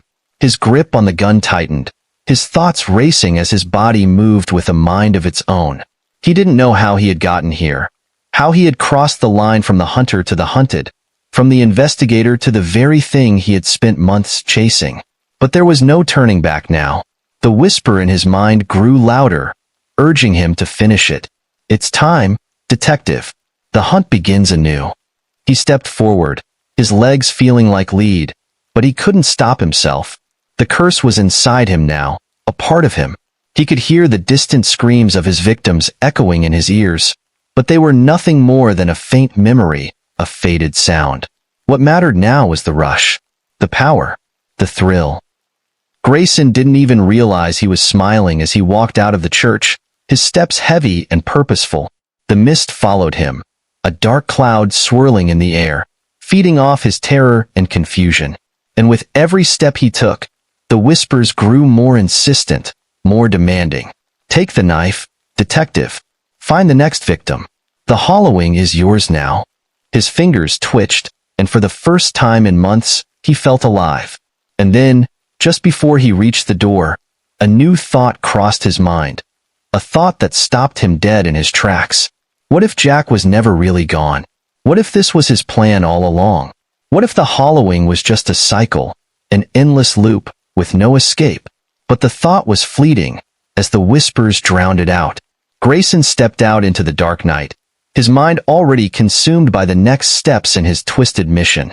The hollowing had claimed him, and the city of Whitechapel would never be the same again. Years had passed since the case of Jack the Ripper was buried in the annals of Whitechapel's history, a grim chapter that had faded into a chilling memory. But as the years rolled on, the weight of that memory grew heavier. It had become a myth, a whispered legend of horror that haunted the streets at night, but it was still a ghost that lingered in the shadows. Detective Grayson had long since disappeared into the darkness of his own mind, a victim of the very curse he had tried to rid the city of. The hollowing, as the whispers called it, had taken root in his soul, twisting him into something unrecognizable. The city of Whitechapel had moved on, perhaps too quickly, as it always did, ignoring the scars that marked its streets. But then, in the dead of night, a body was found.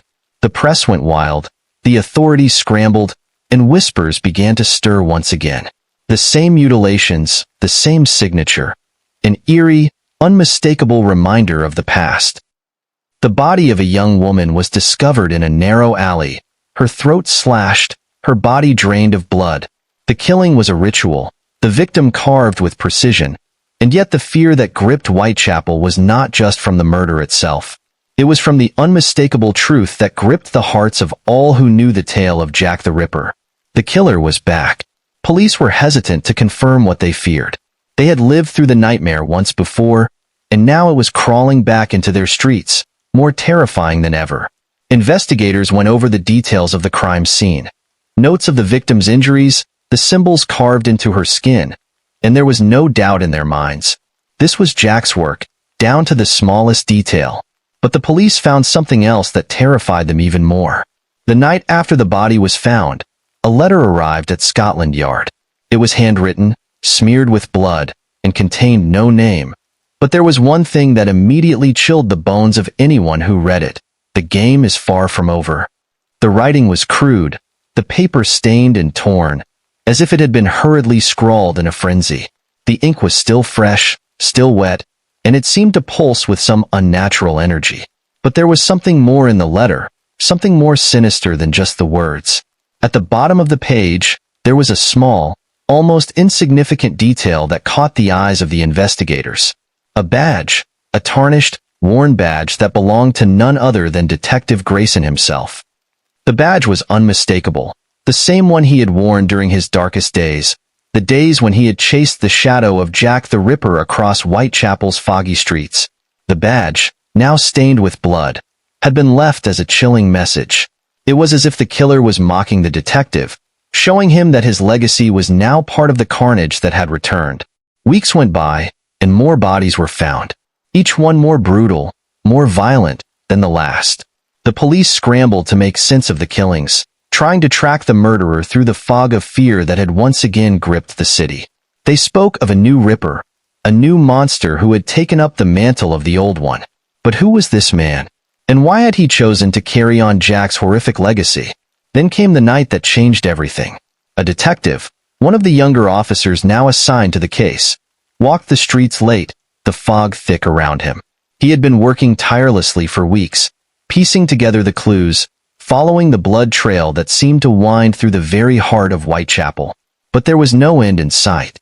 The killings kept coming, and with each death, the city grew more and more paranoid. The whispers spread faster than ever. The detective stopped beneath a flickering gaslight, his breath clouding in the cold air. He had been chasing something, someone, for weeks. But tonight, he felt a chill in his bones that went deeper than the usual fear. There, standing just under the gaslight's dim glow, was a figure. It was a man, tall and imposing, with a smile that was both welcoming and terrifying. He stood in the light, his silhouette casting long, dark shadows on the ground. The detective felt his heart race, but he couldn't move. Something about this man was off, something so familiar, yet entirely wrong. And then the figure stepped forward, the grin on his face widening into something grotesque. In his hand, he held something shiny, a badge. The detective's badge. The figure raised it slowly, his eyes locking with the officers in a silent challenge. For a moment, everything went still. The figure's smile widened even further, as if enjoying the fear in the detective's eyes. It wasn't just a man in front of him. It was something more, something ancient and cruel, something that had crossed generations, hunting through the bloodlines of Whitechapel. "You think it's over, don't you?" the man said, his voice low, filled with venom. "But it's not. It never ends. It can never end." The detective stood frozen, unable to speak, his heart pounding in his chest as the figure slowly, deliberately, turned to walk away. His steps were quiet, his presence haunting, leaving behind the thick fog and the darkness. And as the figure disappeared into the mist, the detective couldn't shake the feeling that something far worse had just begun. The murders were just the beginning, and Jack, or whatever had taken his place, was not finished with Whitechapel yet. The city of Whitechapel had long since surrendered to the curse, as it always did, slipping into the dark, suffocating grip of fear and despair. The fog had thickened once more, but it was no longer just the fog of London. It was the fog of a curse that had long since become a part of the streets themselves. The name, Jack the Ripper, had become a living nightmare, a ghost that refused to die, its bloodied fingers reaching through the fabric of time and space, infecting anyone who dared to step into its path. The murders had ceased for a time, and for the briefest of moments, it seemed as though the nightmare was over. The authorities had declared victory, their faces smiling in the press conferences as they spoke of a killer brought to justice. They spoke of the new Ripper's reign of terror coming to an end. But they were wrong. The Ripper wasn't just a man. It was never just a man. It was a curse, an ancient evil that couldn't be killed, that couldn't be contained. It was a shadow, passing from one soul to the next, a parasite that fed on the blood of the innocent and thrived on the terror it instilled in those who tried to stop it. Every time the cycle seemed to end, a new host would appear, a new victim would rise to take the mantle.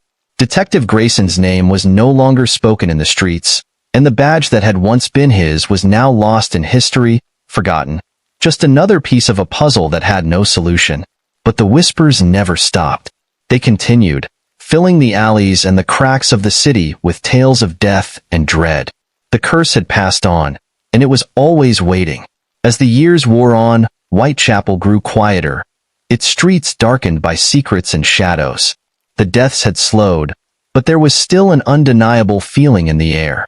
The tension of something just out of sight, waiting to strike. The memories of those who had been lost to the Ripper's blade lingered in the corners of the city, in the minds of those who dared to remember. A local historian, researching the history of Whitechapel, stumbled upon something. A journal, yellowed with age, its ink faded but still legible.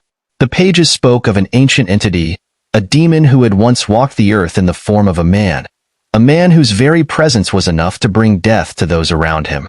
The journal described the creature as a vessel of darkness, passing from host to host, each new body a temporary prison for a being that could never truly die. It was cursed to walk among the living, to drink from the blood of its victims, to leave behind a legacy of terror that would never fade. The historian was never seen again. And then, one night, the killings began again. The bloodied bodies returned, the mutilations becoming more grotesque with each passing victim. The Ripper was back, but this time, something was different. The detective assigned to the case, a man who had inherited the weight of Whitechapel's darkest legacy, walked the streets with a sense of dread that was impossible to shake. He had heard the stories, read the reports of the earlier days. He knew what Jack the Ripper was, but the more he investigated, the more it seemed as though the killer was not just a man, but a force that could not be understood, a nightmare that defied reason. He followed the trail of blood, through alleyways and darkened streets, until he found himself standing at the edge of a familiar scene. A body, drained of life, twisted and distorted beyond recognition. The ritual was the same, but there was something unsettling about this murder. It wasn't just the gruesome nature of the crime. It was the sense of inevitability that hung in the air, the knowledge that this was just one more chapter in an endless cycle. The detective's mind raced. He'd read the books, spoken to the experts, heard the tales of the cursed Ripper, but he had never truly understood. This wasn't a man. It was something worse. In the stillness of the night, he thought he heard something. A soft sound, almost imperceptible at first. A faint whistle, carried on the wind. He turned toward the sound, and there, in the distance, a shadow moved through the mist. It was a figure, tall and imposing, moving with a slow, deliberate pace. The shadow passed beneath the flickering gaslights, its silhouette shifting and changing with every step, like a wisp of smoke that could never be caught. The detective's breath caught in his throat. He knew that walk, that shape. The whistling continued, soft but distinct, a tune that seemed all too familiar. It was the same tune that had echoed through the streets of Whitechapel so many years ago. As the figure stepped closer, the detective could see it more clearly now. It was a man, or at least, something that resembled a man. His face was hidden in the shadows, but there was no mistaking the way he moved. There was something wrong with him, something that made the detective's skin crawl. And yet, despite the fear that gripped his heart, the detective couldn't stop himself from watching. The figure stopped just a few feet away, still whistling that same haunting melody. And then, in the stillness of the night, it spoke, its voice cold and hollow. The cycle will never end, detective. You've only just begun to understand. The detective froze, his mind screaming as he tried to process the words. This wasn't just a man. This was Jack, or whatever had replaced him. The curse had passed on again, and it would never stop. The figure turned, disappearing into the fog, leaving behind only the echo of its whistling, like the final note of a symphony that could never be completed. The detective stood there, staring into the darkness, knowing that the nightmare would continue. The Ripper's curse would never die, and in the distance, the whistling continued, like a promise that would never be broken.